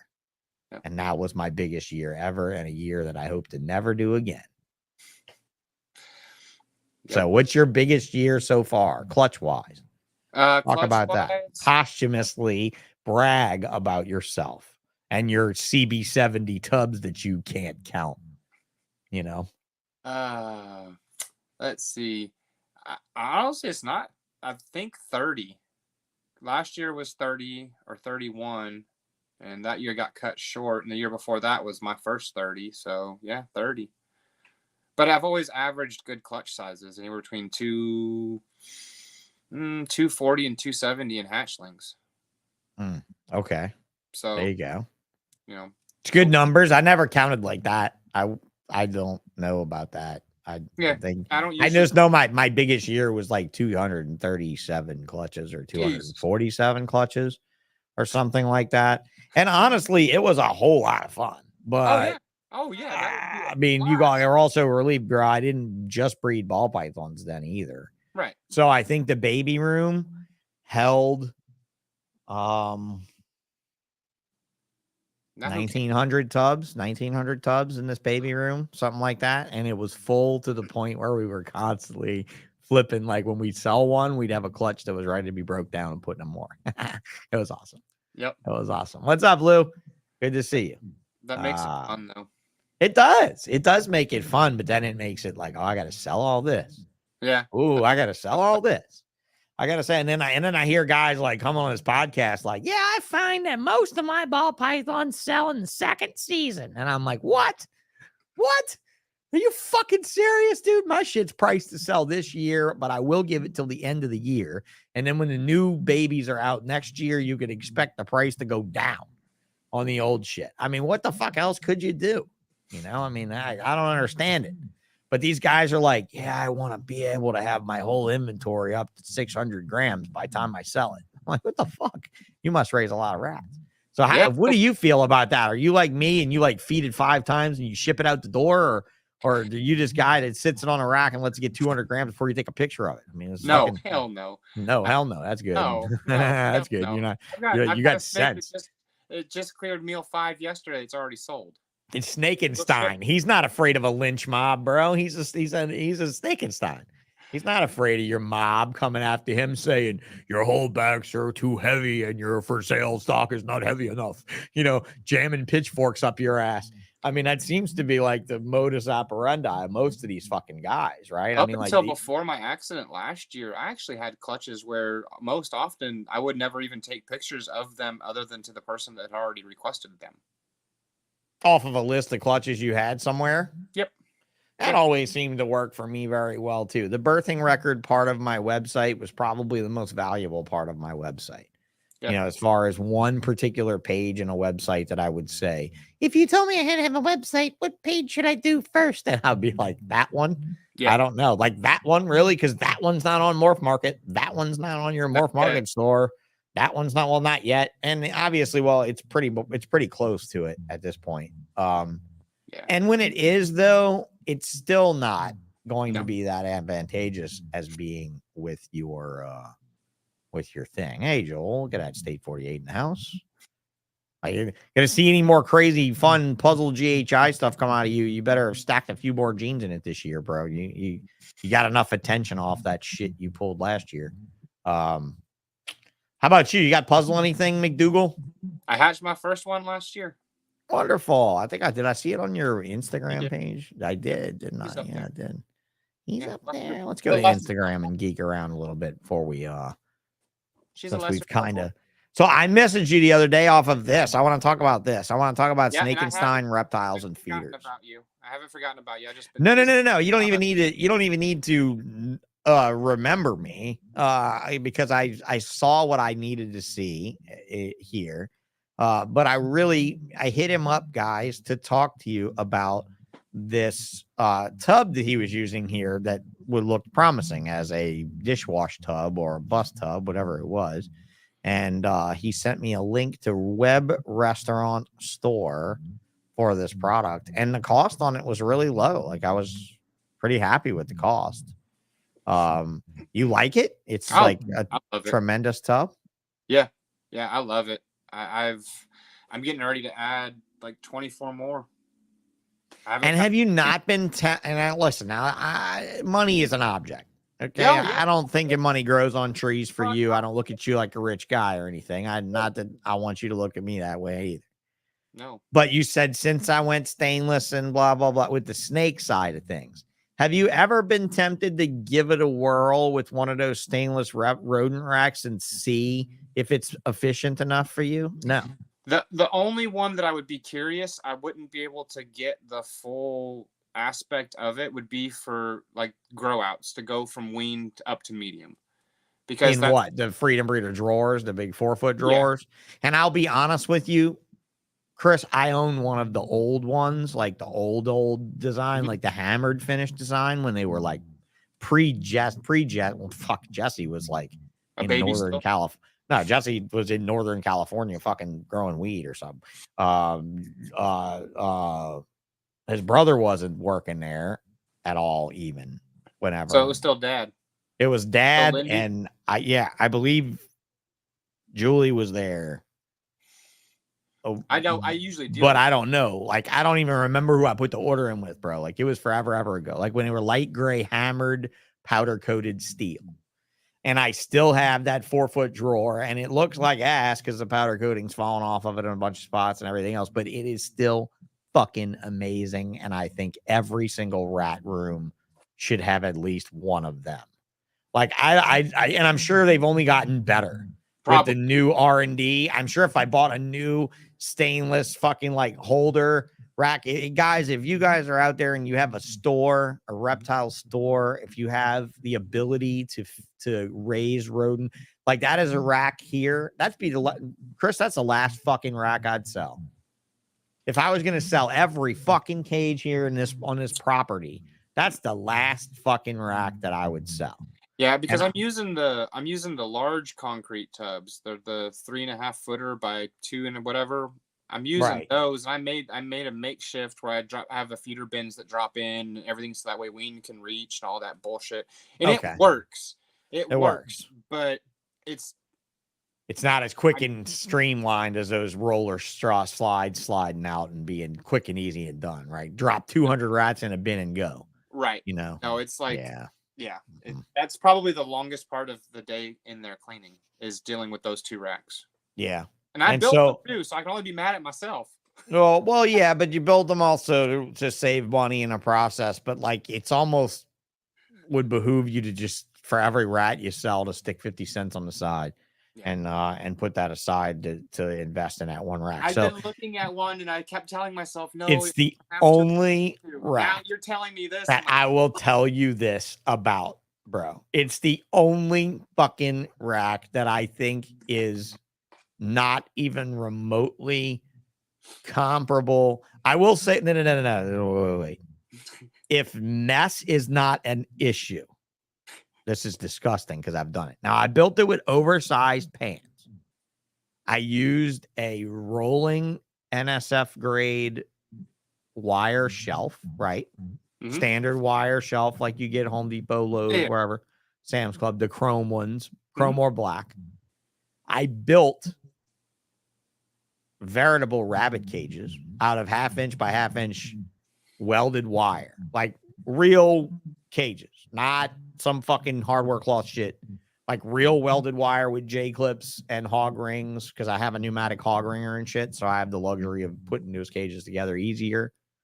And I built 3, and I bolted the cage up to the shelf and made PVC pans to go under it. Oh, wow. Now, if you want to keep rats on wire, they make a fucking mess, right? Because they shake their face when they drink and they sneeze and they blow shit out and they piss through the wire. Like the pan oversized, the pan hung out like 6 inches in front and the back of the rack. The sides didn't hang out far enough, but it worked. And obviously it turned the chrome rack to a rusty shit bucket in a year. Mm-hmm. But dude, that one rolling rack with those 3 tiers of cages could hold 1,000 rats, because the rats could get on the wire sides for surface area. Right. So you could put tons of them in there. Yeah. So like when we were feeding a lot and we weren't breeding a lot, when I was feeding like 1,000 square feet of boas and ball pythons, maybe 500 square feet of colubrids and geckos and stuff, I was going to that rack. Whenever my delivery would come, he would bring like 600, 500 medium rats and dump them in that wire rack. I will tell you this, that Freedom Breeder rack can hold more than that fucking wire rack could. And I don't know why, but you know why? Because you could put box fans on top of them and buy yourself the 24-inch cheap filters from the store, air filters, and lay them on top of the box fans and let the box fans filter the room air and the air blowing on the rats. So if anybody out there is listening to this and you're contemplating whether or not you should spend the gargantuan amount of money that those fuckballs want for that rack over there, spend it. Yep. That's going to be the only rack I'm going to tell you that to. The rest of them, I'm going to say, go to Tim Daly's website and look at a fucking piece by piece chop down concrete tub rack, because you said you're using concrete tubs. Mm-hmm. Yeah. Okay. So how many concrete tubs are you running in this here rat up? 72. Pretty good bit. So what's that? You go 6 high, 7 high, 6 high? All right. So, yeah. And then I run right. 1.5 per. 1.5 per, and you're pulling females and you're putting them in these tubs here. Yep. And then I rotate in. I've got 140 females usually on standby. So if I get full up on maternity, then all my breeding tubs are full. And then if something gets pulled and they don't need to go anywhere yet, they just go hang out and rest. I don't wear them out as fast that way. Okay. It gives you a little bit of a backup too for when females just go and poof and do their oops, I died thing. No known reason. Yeah, you don't have the. You're not screwed. The downtime of 6 weeks. Although I say that, and I was down last year, but that was for a different reason. It was amazing. Oh yeah, for sure. One freaking thing affected. Well, I mean, yeah. Get the domino effect of everything going. Quite literally. Oh yeah. But From yeah. thing to thing to thing. But yeah, no. Normally I'm pushing a lot harder right now just because I want to make sure I don't ever get myself in that hole again. So I'm kind of overkilling it right now in the rat room. I'm being overzealous. I've just stocked my freezer. It's already halfway full with frozen thawed. So I'm prepared for almost a month worth of feeders without having to worry about anything. That's good. Yeah. Well, after having to feed frozen thawed to all my adult females for about 4 months. Never. Yeah, there was no coming back around to it. Yeah. Yeah, because once everything got figured out, and it just sucked. But yeah, on right now, I've been killing. It's been just going crazy in there. I think I've been averaging almost 1,500 a week between pinks and pup. So those 3 sizes, about 500 of each, roughly, give or take. And my goal was 450 because that puts me at a nice positive mount for what I need. That way I could stock my freezer and get everything done. And then anything overflow, I'll just let go to local people or sell off or what have you. So yeah, it's been really. Hey Mike, send me a link over to that Gomez rack. I looked on his Instagram page and I didn't see it, but he might have posted it somewhere else. But yeah, just send a link over. DM me on Instagram or Facebook, link to that, and I'll try to share it with people and show them. Yeah. But yeah, so that size tub was the one from Web Restaurant Store. Yeah, I can always put the link in the description if you guys want. It's like 15 by something, 15 by 14. Actually, 6 or something. Look, I mean, 14 and a half by 13 by 5. Yeah. Let's see. Here we go. It's really good for 2 adult females. Yeah, it's the 14 by 13 by 5 tub. And it just seemed really affordable for what it very comparable. I don't know. Is it comparable in size to the Freedom Breeder tub? It kind of looks like it almost. It might be. I don't know. Because I do love that tub, that FB30. Is that what it is? FB30 that everybody uses in that? I don't know. I have to look. Now you have me curious. Because I remember looking way back when I started the idea of doing it this way, but I was afraid of them destroying a Freedom tub and me spending the $11 or $12 on a tub. Oh, dude, trust me, the way the Freedom tub is built, if you get a rail that's nice and tight and stuff to it, they won't ever chew it. Like getting a chew out of a Freedom Breeder tub is that's probably the least chewed out tub that I've ever worked with. Only because it's got that tight top lip that's designed for that shit, Yeah. No, absolutely. And I hate using stuff that's not specific for that type of purpose. But again, when I was doing this, it was literally I was on my back porch. Man. You got to find what works for you, and this shit's all tubs from Yeah. wherever. Why make somebody else rich with the tub thing? I mean, granted, and I'll be honest, like these guys they're not out of shape on cost on tubs, but most of them are actually making their money with tubs. They're not making their money with the rack itself, Not more. Right, not anymore. So he built a PVC African soft fur rat. That's not a bad idea. I've considered doing this with PVC before. I've considered this. Let me present this up on the screen. Not your ordinary rat rack build. Everybody can go over to Gomez Python. I'll even give you a subscribe there.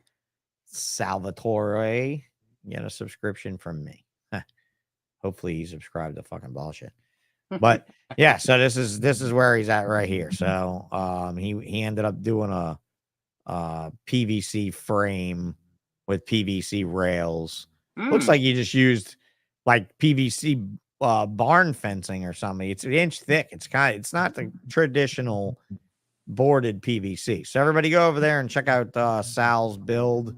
At least when the rats do find a good spot to chew, they'll have a really easy time getting their way through it. I mean, yeah, they'll have a much easier time sawing through that motherfucker. But, at the same time, though, I've thought about building stuff this way. I've seen some racks built. I have some lizard racks that were built by Doug Barr that are really interesting. They could work as a rodent rack type thing. But really, man, I mean, it seems like if you're going to buy a rack, make it a stainless rack, for fuck's sake. You know what I mean? Like, if you're going to go out and buy a rack, buy that bitch to last forever. Spend $5,000 on that motherfucker. But you got to realize Freedom Breeder's making those things to where they could be washed and scrubbed and chemically treated and put and punished. And like the snake racks, please, why even bother with the stainless steel? I know you'll love it. And I know it looks amazing, but it's so fucking pointless. But I get it. I understand the bells and whistles that Jeff put in place with the removable lids really helped out a lot, especially with Nitovirus and stuff like that. I mean, like, those type of things are invaluable. I get that, right? But he's got PVC racks. Look behind him. He's got PVC racks. He's not scrubbing the lids of those racks like he should. He might be, maybe. They're black. They're not white. They should be white, but Chris don't make white racks except for me. That's the catch. That he makes them for me. Because that's it. I'm definitely that's it. Oh, is that a different one? Oh, what he made aluminum ones. Never mind. Oh, that's a PVC one. He's got aluminum. He made those. No, those are store bought. He bought those. Those are galvanized Freedom Breeders. Yeah, those look like galvanized Freedom Breeders. Unless he's out there electroplating shit. I don't know. I think whatever. I got the link, though. We shared the link. Strange. I'm going to try to find the tub real quick, though, to see. You said it was, 14 by? Well, the FB30 is 21.5 by 15 by 7. Okay. And yours is 15 by 14 by 7 or something like that. About 7 inches shorter. 14 by 13 by 5. Okay, yeah. So definitely wouldn't be able to breed in it like you can in the No, I'm only using them for maternity purposes. 14, 13, 5. In there, and they do quite well. 13, 5 tub. Let's see. Trying to find them on here. I don't think they have one that size. That's your size. 14, 13, 5. Okay, 407 PL. I got to actually search it by the fucking product name. You send me a screenshot, not a link, which I love, by the way. Like, hey, you'll go find it. Fuck him. He'll figure it out. Fuck them if they can't take a joke. Well, it's because they changed the freaking way they do it. I got you, bro. Just type in the dimensions, but it gives you the wrong tub. Because Will was saying that a minute ago, $4.19 tub or whatever. Yeah. You're buying lots of 12, this drops to $4.09. I don't know what tub you're talking about, Will. That's interesting that bring that up as well. But I mean, I thought this was a cool looking tub, and you said you hadn't had a lot of chew out issues with it. Nope. and you're rail hanging it, but I see you got like a little crutch up underneath it. Yep. It was Does it just to be on the safe side. Does it need it or does it No. not need it? No, it doesn't need it. Doesn't need the crutch. I didn't know when I built that rack, so I went overboard. Right. With always. Always. Well, yeah. Who wants to spend hot fucking time stapling all that shit on the fucking screen? That's the most miserable part of the whole fucking process, bro. Stapling the shit on the screen. A tub that drops and there's 2 females and all of her kids running loose. Yeah, right. Exactly. Or the back of it falls out, the back corner falls out, and you don't realize it. Yep. And you open it up and like, oh, I let them out like a month ago. Fuck this. They've been not here. They've been not here. They're over there in the corner watching me look at these closed tubs like, I'm a master of my rats. Yeah, no way. But yeah, so like I thought it was an interesting box. It's definitely it's got my vote. If you say it's not a chew hazard with that bottom lip, that little raised lip fucking scared me, bro. No, there's no ink form to get yeah, there's no edge. It's not quite the edge like a gray bus tub. Boy, if a gray bus tub didn't have that fucking bottom. Yep. If a gray bus tub didn't have that fucking handle dip and that fucking bottom. You know what I did with gray bus tubs? I had the smelliest bus tub rack, Chris, for a decade. I cut acrylic to go in the bottoms of the fucking bus tubs so the bitches couldn't chew out of them. Oh, shit. Yep. But the urine would collect under the acrylic plastic. So when you dump them out, boy, it would stink. They were gross. Big fucking follies. I mean, I tried so many things to get away from buying the Freedom Breeder drawers. And then when we moved out here to this building, when I bought this building, I sold a snake and I was like, fuck it, I'm buying a drawer set. And you know what? It's the one rack I can honestly say I will absolutely get rid of last. Yep. And so you have my vote of confidence, sir. I don't know if it helps your wife or if it helps your fucking banker. I don't know if that helps. If it helps your accountant, but it might help Jesse and the whole Freedom Breeder family. It might help Lindy live off a fucking, exotic location somewhere in the world. But I promise you it'll help you though, bro. Like it's not lost. Okay. It's not. Yeah, not lost. I that was why it was the one rack I was looking at, because anytime you store weens, smalls, and mediums, you're already winning, because that's going to your girls. Like that's the most important feeder that's coming out of there. True. In all reality. Very true. So if I have to go a little bit overboard to protect the weaned and they can grow to smalls and mediums, fine. That's what you get. That's what you do. All right. That works. All right. So rodent wise, what do you do? Just rats? You do what? What else do you do? Rats and mice. Rats, mice. That's it? No ASFs? No. No? Nope. I've only had, so I grabbed 1.1 pair, and they started doing their thing, and all of a sudden I had like 250 of the damn things. And I literally had to give them away. And when I did, I just brought the tub and I said, here you go, have them all. Because there was no need for them. I don't fool with them really either. I don't we have them here, but I don't really care for them as a food item all that much. I mean, it's pretty funny though how many people have gone to them as I don't understand why. I hate how long they take to mature and everything. It seems like they take forever. Yeah. I think that's partially why is they don't get that big. I think that's why some people are I guess, but they take forever to get big enough to really do anything with. Like that's what I don't get, but whatever. I never understood how somebody could actually feed enough of them off to make them a substantial food item, So, Yep. Nope. I only and up until the beginning of this year, I didn't really do mice as available. It was just for me. If I had any stubborn hatchlings or anything like that. So even that the mouse production was always, I would start it up late December, get it going and comfortable and all of that fun stuff. So I'd pretty much always have hoppers on the ground during hatchling season.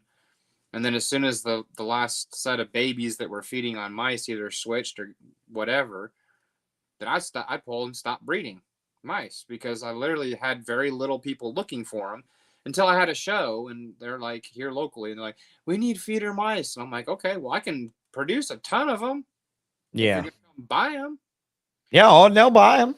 They'll definitely buy them. Yep. There's so- no doubt that they will buy them. I mean, the mouse breed, people tend to suck at mice. Most people really suck at mice. They can be it's a- really not hard to. Rats are easy. Yeah. Rats are really easy in comparison to mice. Mice are a freaking nightmare. If you try to do it like you do your rats, you're gonna Yeah. fail. If you try to breed mice like you breed rats, you're gonna fail. In terms of, you cannot rotate mice because they'll just kill No. everything or kill each other Yep. or kill Yeah, themselves. you got to have setups. Yeah, Yeah. you got to have everything set Just up leave them in alone groups and all of that type of stuff. Yeah, all and that. don't clean Mhm. them. I only clean mine twice a month. Right. Yeah, you can't mess with them. You can't disturb them that much. And honestly, it helps to have mice in a mouse-only building as well. Yeah. Not having them around rats, they do better. I've always done better with mice when they were in their own building. Yeah, Yeah. I haven't moved mine out. Mine seem to do just fine, but they do prefer different temperatures. But my building's pretty consistent on that front, so I think they're pretty comfortable because they're breeding like mothers right now. Mm-hmm. I've probably got 400 mice in there. Mm. I didn't mean to What have tub do you use for mice? V18s. Yeah.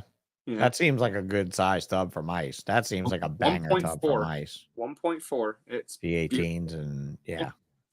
it's I mean, sweet. you built a rack for those on wood. They're rail hung or Yeah. on shelves. Rail hung. No, those are on shelves. Those are on Oh, shelves. they're on shelves. Mhm. Yep. Did you try rail hanging them? No, because I Didn't went even full bother. wide, Oh, okay. so I didn't want to have to make two of You didn't the. want to droop. Yeah, you didn't have to. Yeah, you didn't want to droop. You didn't want it to sag. You didn't want. Yeah.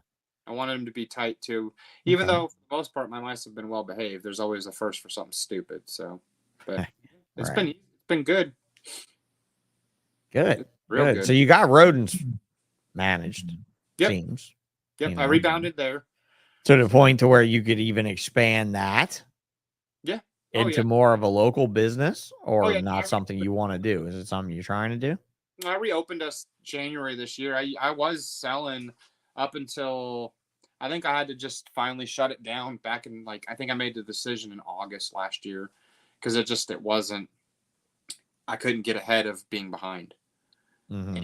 I was like, nope, I'm just shutting sales down for that, and I'll just have to carry it for the next however long it takes to rebound. And it sucked because I was literally carrying the feed supply, bedding supply, frozen thawed in here because it's just nothing. Everything shit out at the same time. Here, Mm-hmm. have an extra bill you didn't expect to have right now. And then 3 months later, I get the freaking bill for the ambulance ride. Oh man, right? Right before Like Christmas. Merry Christmas, here you owe us money. Oh yeah, Next time, just leave me on the sidewalk to die, please. right. Yeah, not- it's give me a a taxi. massive bill too, right? Like massive bill. Well, for the, You know. for the fact that it was a 6-minute ride, yeah. Right. Yeah, it doesn't matter. Easy. They dirtied it. They have to clean it. Yeah, that's true though. I did. Yeah, you made a mess. I didn't make no I fucking made a mess. fucking mess. My shit was all inside of me, bitch. I just broke one fucking bone, asshole. I got that shit was all contained. They didn't even have it. They had to add to it when they had to do the fusion slurry to shove it in the fusion. Oof. You know, and they had to add to the bone. They actually took it's weird. They took underneath my left arm, like my thumb is actually on it right now, like when this shot. It is my incision from where they did my spinal surgery, and they actually took a chunk of my rib cage out.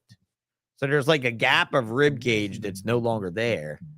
That's very weird and awkward in that it's not there anymore. But they used part of that to grind up and inject into the collar when it they take bone material and kind of shove it all in there to where when the scar tissue heals, it's like, good luck, buddy.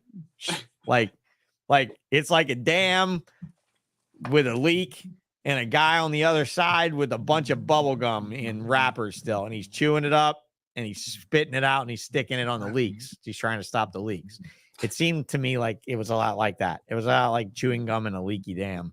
It didn't really seem to me like the bone and the material would be all that useful. But whatever, bro. I mean, we've gone through our shit, right? Like we've gone through our shit. You know, like you might have a cool metal detector story that I don't have, even though No, my it titanium. won't. It won't set it off. No. No, I got a titanium rod in my left femur because I broke that a month after I got out of the hospital, and I got some metal in my back, and that's pretty much about it. But yeah, we don't set off. I don't know if I set off a metal detector because I mean, how would I know? They didn't drag me through one, did they? I didn't get the zombie crawl through. Like, dude, can you go through the metal detector? I was like, yeah, bro. If I can go through like The Walking Dead did it. Like, you know, that guy on The Walking Dead, the one that they play, like they used the guy with no legs to drag the entrails because, hey, why not give him an acting job? He had a headshot. Well, where's his leg shot? That's fucked up. You know, they have a disclaimer on the front of this podcast about jokes about like that, you know. But still, I mean, you think about it, like, I wish it did work that way, right? I wish you did have some fucking fun penance for it, where you can go through the metal detector to go to Tinley and be like, oh, just this guy. Just this guy right here. It's just this guy right here. You know, if you look really closely, my eye will glow like the Terminator. Right? Like if you peel this eyeball back, my glowing Terminator eye underneath will scare the fuck out of you, lady. Yeah, it'll catch You you know, up. like, and somebody in security would be like, are you serious? Right? Oh, You yeah. feel like, oh yeah, for sure. Right. For sure. Oh. So Jonathan said, I totally disagree. Mice are easy if done correctly. That's because you're from Florida and everything is backwards in Florida. I don't know why. Like, I don't know why people in Florida can't raise rats because they're not buying the right rat food, I guess. What food do you use? Me? Oh, Missouri. Yeah, you. Missouri? Yeah. Me too, because I can't get Becca's food. Well, yeah, I was going to say, pretty All much the good shit's not available to me. All the good shit's not worth me shipping across the country to feed rats. I don't have the space to store that much. No, nor would you really want to with spoilage and all that type of shit. I mean, like that doesn't make sense. You know, I mean, I never made sense of loving my cypress mulch as much as Dan Sutherland to where I bought a 48-foot container of it. Like, I never loved cypress mulch that much, Danny boy. I loved Lowe's no float just fine, you know. But at some point, you know, Timothy's right. At least you can laugh at your condition. Yeah, there's so much laughing at the condition as like I think it's laughing at the journey it took to get there. You know what I mean? Like at some point you got to look behind you and be like, that was a fucking stupid idea. Right? To climb that mountain, that was dumb. Like that was dumb. Like for you and I, it was smart. Like we're alive. We have probably more to show for it now than we had before. Yep. I definitely don't have as much money and stuff. I mean, I think I have more wisdom. Yeah. More character. Hey, I don't know if I have more character. Well, I definitely have acted more a character. Some people would say that's wheelchair licensing there. And be like, yeah, he would not do that if he was not in that wheelchair. Some motherfucker would take his head off if he was not in that wheelchair. No, I said some fucked up shit before. But nobody took my head off. But, you know, I mean, at this point, you really, like, I get eternal empathy or sympathy, right? Because I visually have a fucking problem. Right. You've gone through this and you still get treated like a regular fucking dude because you still look like a regular fucking dude. So, you know, so like the neuropathy in your face and stuff. Let me ask you this. You use a medication for your neuropathy? For your facial neuropathy? No. Not anymore. And nothing. Yeah. And how long were you in the painkiller grip for? I should have talked about this much earlier when we talked about the whole heartfelt injury thing, but I really want to touch on it just so it's here for my own record. Never mind everyone else's. The pain wasn't too bad. Probably the 4 or 5 weeks. Okay, not bad then. Yeah. You didn't get to a spot. Like you never got to a dirty spot. It only hurt when I literally would get up. Okay. Because the pressure shift would change. And then if I wasn't doing anything stupid, I would sit back down and just relax. The pain would go to a tolerable level. Right. So it wasn't to where it was like. Yeah, that's it. Like that's my daily. Yeah. Pretty much. That's like me right now would be you being like, oh my God, oh my God. Yeah, it would be bad. Yeah. It would be bad. I'm smiling, cutting up and joking around and stuff, but it's pretty fucking horrible most of the time. You know, I would say probably about 95% of the time, it's pretty fucking horrible. But it's okay. Like the 5% of the time that it's not, you kind of just want to sit there and be like, whoa.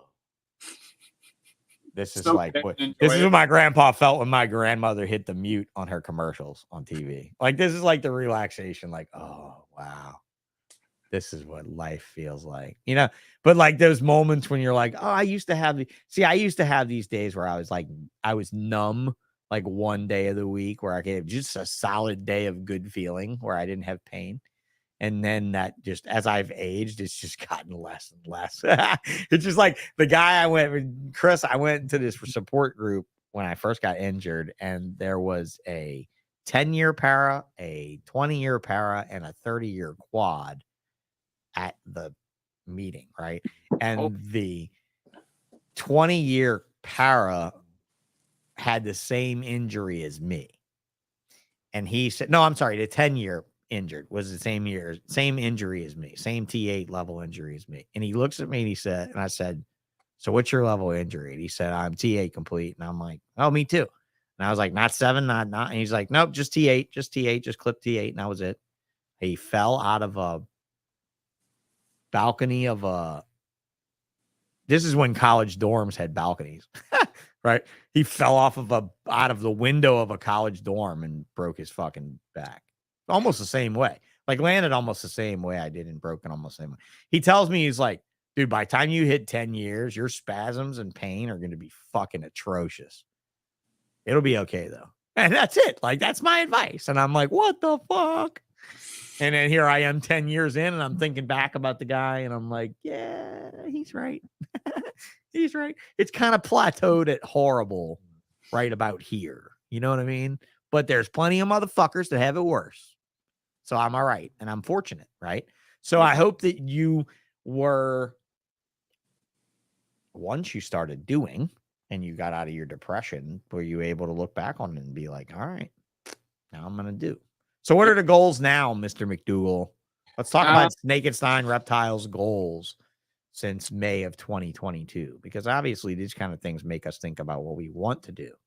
Oh yeah, and it made it the desire that much stronger, really. So I want to still get my spot nose lesser puzzle or spot nose puzzle, one of the two. So I'm okay. Again, I just like that combo. So a bucket list combo would be one of those type of things hatching soon in the next couple of years. I really want to see. Just keep things on track for everything. I'm vending more shows this year from both I need to move animals standpoint to a little bit of a degree. And because of being down for parts of last year, I feel like my presence in social media had dropped a little bit to kind of get myself back out there and seen, and in areas that I haven't been to, or I don't have a huge presence. I went to Oklahoma and did an Oklahoma show last month, and it went really freaking well. So I was totally stoked with that. And then, of course, just at Arlington this last weekend. Have a show next month. It's local. That's a gimme show because it's local. So you don't have to. Well, I'm on your Morph Market page, morphmarket.com. I see that. Yeah, your Morph Market store, Snakenstein. And perusing your inventory, I have to compliment you on one thing that I bust people's balls on not having done right on Morph Market all the time. And that's the ratings. He's reciprocated his ratings 100%. Over the last 90 days. Your customers, thank you, sir. For those of you that are not doing this, start fucking doing this. Eventually, your customers will want to be sellers themselves. So when you get a rating from them, go and rate them back. It's easy to do, and they will appreciate it. And how the fuck is it that we get good scores, but we only get 4.5 stars down this path? Like, who in the fuck do you have to blow, jerk off? Like, do I have to make your wife come more than you? What the fuck do I have to do to get you to give me? And you know what's really fucks with me, bro? Like that I send my shit. Well, yeah, hacking on pillow stuffing. 5 stars, but your average is less than a 5-star. Figure that math out. Look at this shit. Here I am. I got fucking, I mean, granted the one neutral in 12 months, right? But what in the shipping, packaging? I use brand new boxes filled with pillow stuffing. I don't use bags that are softer than my shaven scrotum, like Creme de la Clutch uses. But is that what it is? Is that what it fucking takes? Can I search Creme de la fucking Clutch? Mr. Hernandez, you are going on spot right now. He's gonna be like, "What the fuck, bro?" I was like, "You really probably." Yeah, Creme de la Clutch. So, yeah, Creme de la. I'm not gonna write out the whole fucking thing. Here, I'm coming after you, sir. Coming after you. I'm looking. Look, he only reciprocated 13% over the last 90 days. But look at this motherfucker's 5 stars of packaging. You see that shit? Shipping time. Wow. Shipping time, 5 stars, bro. How fast do you ship, Mr. Hernandez? How much faster do you ship than me? Do you drive your package like to Memphis at 4 p.m? You don't wait for the plane to get there at midnight. How do you get 5 fucking stars on shipping time? I understand how you get 5 stars on packaging, bro. You package your shit like it came from a fucking like it came from a plastic surgeon's office. I mean, shit's like literally like packed like Victoria's Secret made it, you know? And it's ridiculous. But I'm like, what the fuck do you have to do? Apparently, here's what you have to do to get a 5-star in shipping time and 5-star in shipping packaging is follow Mr. Hernandez and have your shit have bells on it. Your shit comes out of the box with fucking Christmas lights. It's got to have LEDs chasing around it or something. I don't even know, bro. I'm like losing myself right now on the fact that you and I have 4.5 stars across the board. And I mean, I understand the one neutral review I got. You definitely couldn't please that woman. That woman was unpleasable. Her husband is having a bad day every day.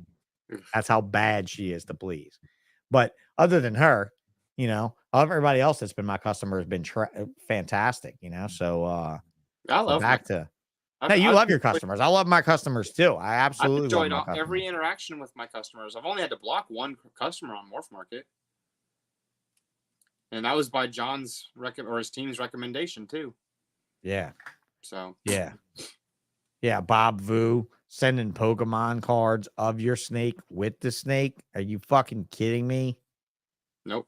You got an animator over there drawing Adam. That's you know what that is? That's all that fucking NFT art he invested in with Cedric Desanya and Adeline Robinson. Well, I shouldn't say invested in with. I'm pretty sure Adeline got paid to fucking draw it. So I don't think it much mattered. I think the only money made off of Bob Vu's NFT effort was Adeline drawing. That was, and the company that sold the markers and the pens and the paper. That was probably it. You know, that's it. But at least he's using them for good use now, right? He's like, hey, you remember all those fucking characters we had drawn up? Yeah, we can do that. But anyway, like I like Bob Vu's creativity. What's Snakenstein's creativity? What are you gonna start doing? I don't know, man. Don't put me on the spot like that. Dude, they should start 3D printing little bolts that go around their necks to like stick out bolts out of the side of their neck. Some stupid little thing, like a little 3D printed ring. Like if you're very good at keeping a ball python, you'll get him to crawl into this ring and he will be a Snakenstein. Yeah, I don't, some's got to be there, right? Like you can't buy a fucking jacket and look like the Riddler because, you know, fucking Troy's got that locked. Like Troy's got the jacket on lock. Like you can't buy a jacket. A jacket cannot be part of your business at all because it's best dressed balls. Like really, I mean, yeah.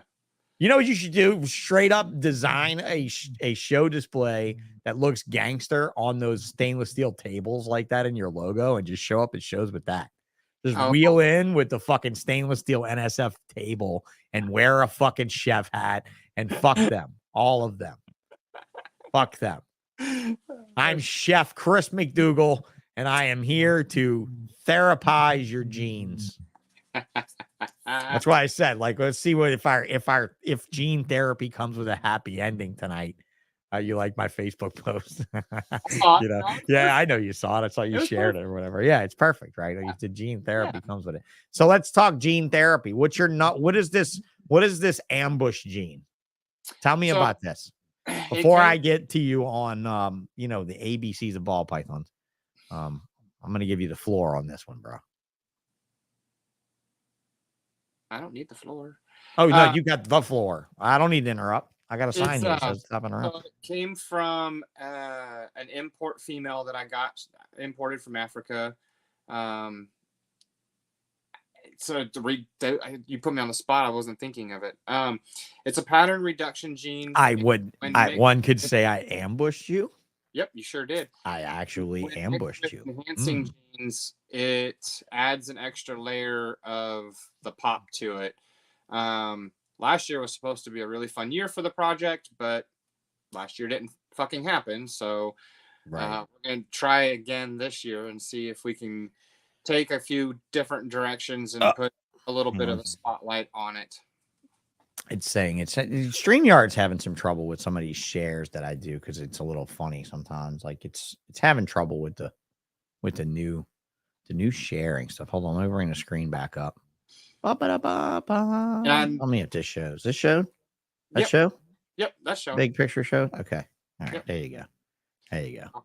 It likes to pull the alien heads, it likes to stretch them. Pretty much every once in a while you'll get a couple eyes and alien heads around the neck, but for the most part, most of them have been, there's always a little bit of discrepancy and stuff. Polymorphism's fun, but for the most part, on the ones that I've proven out, probably 4 or 5 that I thought were as to being such, so that way I could safely say, okay, this is the range of it in terms of single gene look. I did a lot of the hard work first before I started doing the stupid work, which would have been the fun work, and then it gets lost and off it goes. The hard work's required though for things like for genes like this because they are so incognito. I don't know what else to say about them other than that. Not to say that they're non-existent because they're definitely existing traits. I mean, what was I seeing the other day? Some shit like some was crazy and it was an ivory and it had so much color on it. Like I never would have guessed. Like if you would have put me in a lineup with it, I would have been like, bro, what the fuck is this? What gene does this have in it? Right. Does this have yellow belly in it? I would have been like, as a homozygote, there's no fucking way. And you would have been like, nope, it's homozygote for that. Like it's an ivory. And I would have been like, what the fuck? Because there was so much pattern and so much color. And some from genes like Orange Dream and Gravel and one other thing that was like nothing. That meant nothing. Like it was nothing. It was like a couple things that meant nothing, but they made a great change in an ivory. And so like that's where I see genes like this having a place in the future. Like Fluff or Red Gene, like so many others that are like that. Little modifier things. Right. Yep. So what is it like? Okay, somebody said this is like a blade with a black back. Black back. Blue Balls I would say it's probably more, people might find it closer to being more like a black back in some looks. But at the same time, have you bred it to itself? Yes. Does it have anything?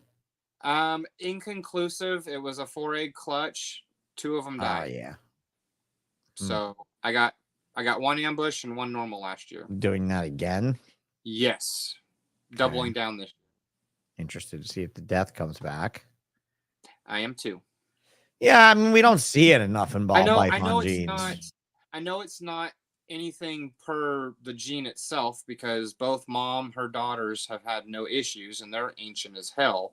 And I've had siblings and cross stuff out that have produced. So I know it's not something attached, but if it's on the super side, I want to know. If it's something where the super's like, hey, guess what? No. So yeah, I think this was it. Will Hella Heat, Leo, Orange Dream, Enchi, Ivory. I think that was it. You said looks pretty nice. Yeah, Leo, it was quite the stunner, right? Like it was quite the stunner where I was like, didn't think I'd see this, do that in this. Okay. Maybe I feel like a shithead saying an ivory is a dead end. You know what I mean? Like, right. Maybe a white snake's not a dead end, but that's only in a world where a white snake doesn't make white snakes forever, ever.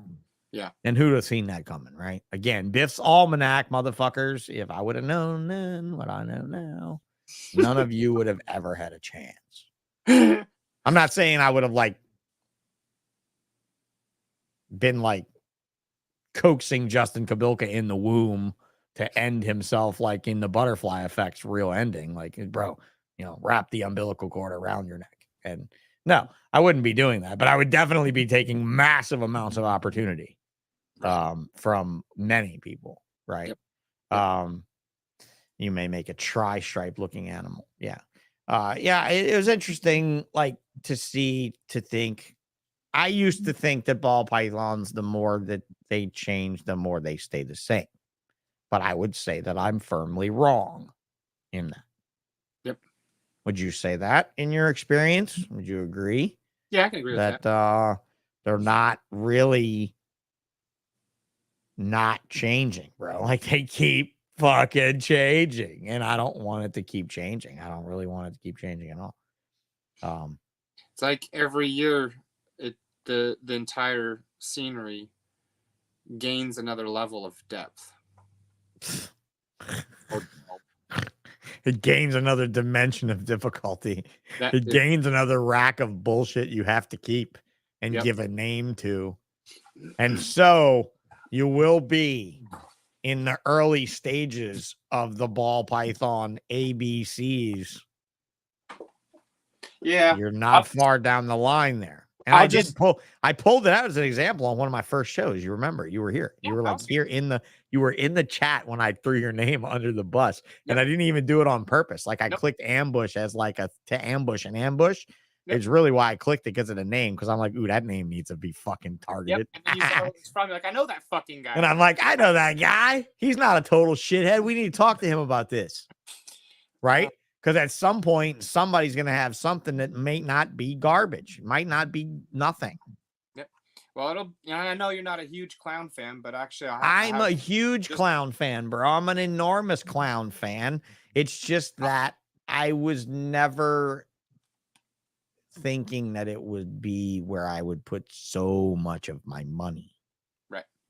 Like, this is nuts. This 4,478 visual clowns.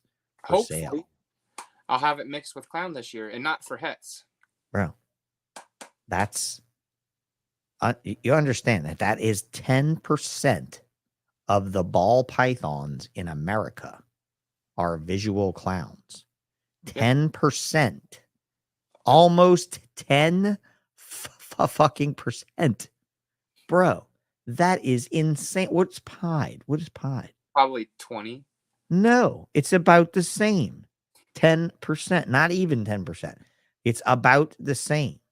I bet you visual clown surpasses visual pied this season. Oh, I'm sure. Forevermore. Yeah. Oh, I'm Forever fucking more. Where's Hypo? The Don't oldest recessive, 1624. Albino's definitely in nothing. 1,000. Nobody gives a fuck about regular albino.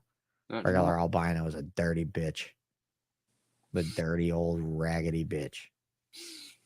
It is. It's true. You know this. I do. 0 super Mackenzies. So those people that think Mackenzie's not a real thing, go get on that.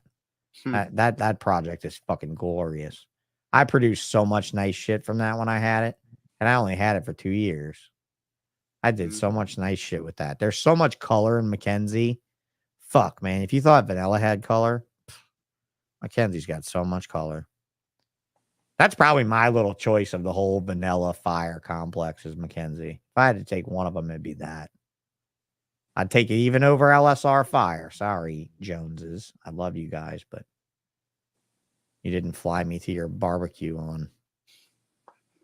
Yeah. Deadly Tarantula Girl's got cotton in her ears. About 10%. About 10%. So about 10% of America is pied. Well, I mean, it's North America. Let's see. It's going to change when I just put U.S. Just the United States. Well, it'll drop the number too. So that's true. That's true. But even out both ways. It probably will be. Puzzle. Yeah, puzzle's still very low on the totem. Yep. Oh, yeah. Who's investing in that heavily? Hopefully some of you are. Red Stripe. I remember when that was nothing. Yep. I remember when that fucking Red Stripe G Stripe was out and nobody would give John the time of day for it. Nope. When he brought it from Ian's place. And it was that Red Devil was the coolest looking fucking snake. You know? Yep. And they got some ticket items in this motherfucker here, I'm sure. Oh, I'm sure. Yep. Yeah, they're pricey, but they're not too bad because they're so oversold. People have bought the shit out of these. But man, the super is so nice. Yeah. The super red stripe is so cool. Super red stripe Mojave. Are you kidding? That's fucking dope. That's awesome. Yeah, that's just I pretty. never would have thought that. Never would have thought that would have happened. Pastel didn't even hurt that. Damn. What's that? I said pastel didn't even hurt that. Pastel's not in that. According to that, it is. According to that, it is. Oh, yeah. Pastel at the end. I see. Yeah, it sure is. Yeah, it didn't hurt that. It lightened it a little bit. I don't think pastel hurts the super red stripe at all, though. No, I don't think so either. It gives it that Sentinel look almost. Yep. It gives it that weird look. Are you in that at all? At Sentinel paint project? Are you doing I'm that? in paint. Yep.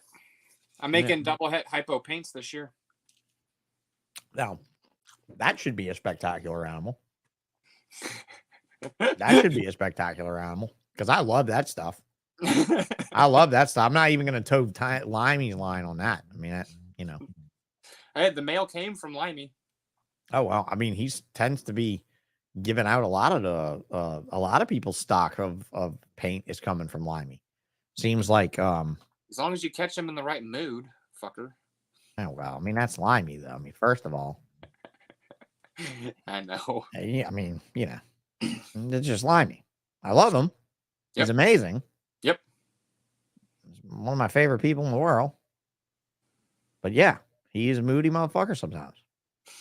I'm not going to say he's a moody cunt because that would be rude. But no, he can be moody sometimes. But then again, we all can be. We all can be, especially grown men fucking with colored worms for cash. There's no doubt. I'm sure that, yeah, Marita wants Puzzle. Oh, dear, you should get Puzzle. If I would have known that way back in the day, you would have Puzzle now. But unfortunately, I'm like a whipping boy of Puzzle now. So I don't have hardly shit. My Orange Dream Super Pastel Weirdo Het Puzzle Boy turned out to be a female. That's never a bad idea, or never a bad day, in my opinion, when you buy a male that has tubercles that turns out to be a incredibly loose lady. I don't really know exactly how to say it other than that. You know? I mean, hopefully you found out when she was like 1,500 grams and wouldn't breed, you know, and ate its ass off the whole time, and you were like trying to grow a big male. You know, but it's good to know now so that you can start putting the screws to it, putting the food to it, you know. He probably doesn't have a male, though. Right? Yeah, that's the thing. I mean, you know. Gotta have backup males. Well, breed it to a lesser something and you're going to get daddy platties because that's what Weirdo is probably daddy. So. Oh, really? I hadn't heard that one yet. Yeah. That's something I'm telling everyone now because for some reason this doesn't get around because Ozzy doesn't say it maybe yet, but somebody just did hatch a clutch this year, not long ago, Chris, of Weirdo to lesser and got daddies and said it was daddy. They messaged me and they said, I agree, it's daddy. Cypress. You got quite a few nice looking snakes for sale still, quite a few genes that I think would be useful to most people. Thank you. You guys need to jump on morphmarket.com and go to Snakenstein's Reptiles LLC and check out what he's got available. Also hit him up on Morph Market. Do you have any, like, what's your next gene of choice? Like, what do you want to get to? You have 210. We talked about this being a never ending thing. I'm going to round out the podcast and end it on this thought, but I'd like you to tell me what's that? Lace. Yeah. Lace. And what is this lace thing? It's incomplete. It's its own gene. Yeah. Right? Yeah. Oh, yeah. Yeah. Oh, yeah. And it's one I haven't even looked at, but I keep hearing it. Yeah. It's an enhancing gene. And I want to see, I'm going to make you proud, I hope, with Puzzle and something crazy. And I think Lace will play a good role in that down the road. But anything that'll bring, I can already tell you, like Yellow Belly, anything that will bring the belly up will help this. And Are likes to play we with actually serious here? What? about this gene, though? This fucking gene is not interesting. I mean, these are just things that we've seen for millions of years at this point. So I don't know. I maybe not. Like I don't want to. I don't want to bag on it too much. It's just like it's so wow. So who started it? Who brought it in? Where did it come from? I'm drawing a blank on his name. CV Exotics, I think. Scott CV. I think. I believe. I could be mistaken. Could have come in from CV. Yeah, Scott CV. Do your research, folks. Do your research. That's all I got to say about that. There's history there. Cross-reference CV Exotics and nerds named together. You'll come up with such a fun read, but we don't have to get into that. So lace is where you're at with it. That's the one. That's the one that you think is interesting. That's got your attention for now is something. Will's Hella Heat said I'm 100% team lace. Sounds like lace is greater than Desert Ghost, he says. Is it comparable? Like, does it look like it's, so, you know? I already have my projects going. I'm already... At this point, you should feel special if you don't have a DG project going. Just want to say that. Oh, okay. Yeah, you should be. You're not in the 95% of America on that way. Well, look at that one. Oh, come on. It's Ballsh After Dark, man. Like, it's got to be a ball python show. I got to poke my fun at certain things, and certain things have to happen. But when I look at this project, when I remember that everybody was 555 Desert Ghosts, super, visuals, 1,898 hets in US and Canada. Yeah, well, we're 1% of fucking morph market there, shockingly. You'd think I hear its name as much as I hear clown, Yeah. So you got your DG project. Yep. Lace DG animals out this year for sure. Jonathan Sell, maybe see that. That's interesting. I absolutely agree with Lou Balls. Put lace with het red and paint. Definitely put lace with Lori and the whole het red complex. Put lace with Mackenzie and see what you get with a few other things in there. Because I do believe that Mackenzie gene is solid. I really truly do. I think it got marketed at the wrong time. Yep. Not necessarily by the wrong guys, but I just don't think they were down to market it heavily when they released it on the scene. So it's interesting to see these things, how they'll age, how they'll come through. And I think lace looks like it might age nicely compared to others. Yep. So might not be a bad spend. What's your next show, bro? Where can people see you next? Come on, help me out. Help me toe that company line. Thank you, sir. The Show Me Reptile Expo in Odessa, Texas, next month, March 25th and 26th. And then, of course, they just saw you in Arlington, and you said you didn't do all that well in Arlington, bro. It was my worst show ever. Your worst show ever. Fuck. Let's talk about that. Let's like after everything I went through, I was like hoping just let me have a couple good shows in a row to just put some cash flow actually flowing to where I'm not just moving shit back and forth. Like actually have it flow, not just go into the account and then go back out of the account. That doesn't happen, dude. That doesn't happen, dude. That doesn't happen. It was. That was when they were giving away money. No, I was. Now it's back to the grind. I was doing fine even after that. Now it's back to the grind. All right, so Show Me show's got to change some things. Are you doing Tinley or no? No, not doing Tinley. What's after Show Me? Another Show Me, but another Show Me. Yeah, but it's in July in Odessa. Yeah, bro, you gotta get to more shows. That's my problem right now, man. I mean, we haven't had a show here locally, and I've been just doing Louisiana shows, and I couldn't get into Arlington because I waited way too long to even try that. And but I mean, all I've got is a ton of colubrids and stuff anyway. So it's not like I have too much I have fucking 200 animals for sale, but that's nothing. And that's the part that was hard to get to, because I think this year I'm going to get to 8 or 10 shows. I think I have 8 scheduled, and then I'm on the wait list for 2, I think is what it is. And just with work and everything else that goes on in life, sometimes trying to commit to anything, because before that it was 4 shows a year, and that was the most I could commit to. So Okay. it's like I'm doubling that this year already just to see how it feels and goes and make sure I don't like shoot myself in the foot and hate my life. Well, I think when you start doing that traveling to shows, when you really do that stretching it out to where you're like, I'm almost doing a show a month average throughout the year, right? Then you're like, oh, I'm doing a show a month average throughout the year. And then you're like, I might be able to do 2 shows a month average through most of the year. And then you're like, why the fuck am I working for this guy? Fuck you. I'm a full-time reptile breeder now. And I have a podcast. That sounds like shit. So if you get to that stage, now might not be a bad idea to go jump on Snakes and the Fat Man's contest to try to win you that free, win you the microphone. Oh, you already did? Yeah. Oh, yeah, I already did. Guess what? Guess I did not. I refrained from applying. I'm so happy for all of you guys that applied, but I think that's wonderful though.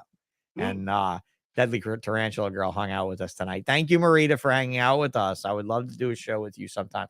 Let's do an off-topic Tuesday on tarantulas, and let's talk about the namesake of Deadly Tarantula Girl. She said, gotta go. Great show. Have a good night, guys. Hopefully you saw my goodbye. But if you didn't, I'll tell you that I said it. You can come back and watch it again. But so, I mean, yeah, that's a lot to do when you have a full-time job and you get the road facility running and everything else. So I understand it. I do. But I think that rite of passage in the real time when you can stretch your legs and be a full-time reptile guy is when you get so many shows done where you're just like, I can do a show. I can pack and unpack. So you're doing 4 shows a year. That's a mess, bro. You're not a well-oiled nothing 4 times a year. Yeah. Like if you had to fuck your old lady 4 times a year, bro, she's not happy. Just saying. I know. She might be happy in the very moment, but she's not really happy on the long term, right? 8 times a year, you got a little bit of a rigmarole together, right? You got it working a little bit, little bit. Okay. Then 12 times a year, 15 times a year, that shit's well oiled, right? You got boxes that sit in the corner that are labeled. You got everything that's in its spot. Everything's ready to go. And you end up like Tim Bailey, right? Like you like go to a show. Can go to a show, like literally just get it together and go to a show, and honestly, it took me years, bro. It took me a decade to get to that stage of being able to just go to a show, or it didn't take me that long, however, to say, why the fuck am I working for you? Didn't take me that long to say that. Probably should have taken me a little bit longer, to be honest with you. But if you do see yourself doing this full time, I truly believe you have what it takes for whatever that's worth. Thanks, I don't know if that means anything It does. coming from me, No, but I will tell you, going through what you went through, the hardships of the injury, you didn't get rid of everything you could have. You might have thought of several times. Oh yeah. Last weekend. So last weekend on the way home last weekend on the 5 short hour drive home from, imagine if you would have gone all the way to Tinley and not sold anything. You'd have like a 15-hour drive home of regret. Yeah. Like, dude, it would be like, I didn't even get billed for the room service yet. Motherfucker. I didn't even get billed for the fucking electricity yet. Motherfucker. And that is something I can honestly tell you that it does seem to work out well in the long run, but I know how it feels. Like, I'm not saying you didn't sell anything. I flew my animals and myself to Anaheim NARBC one time and sold fucking nothing. You sold one? My worst. And that's not counting my first show, because first shows don't count because nobody knows who you are. And half of the stuff I took to my first show was just to get people to come talk to me. They weren't my for sale animals any fucking way.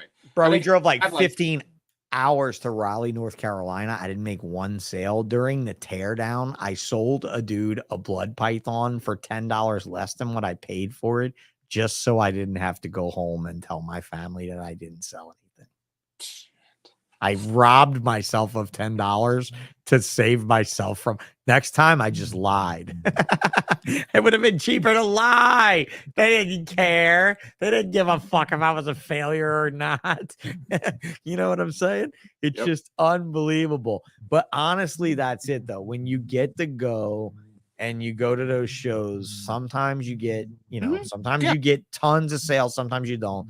But honestly, I hope what happens for you is that somebody says, you know, I saw you at Arlington and I saw this snake and it sat with me for 2 weeks and now I'm buying it from you because I just can't do without it, you know. And a lot, or that guy calls you in 6 months and makes a $5,000 order and says, do you know, I came to your table in Arlington and everyone else was so busy, but you were not busy. And you took your time to talk to me and you, and I remember that forever. So thank you, dude, for being great. And you were a good customer to me.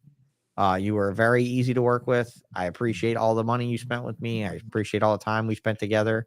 However many times I ran away from you because you were going to make me feel positive. If that's really your story and you're sticking to it, which I don't agree, but whatever. No. It's a good point. I'm just bullshitting you. The bullshitter's got a bullshit too. Fair enough. Fair enough.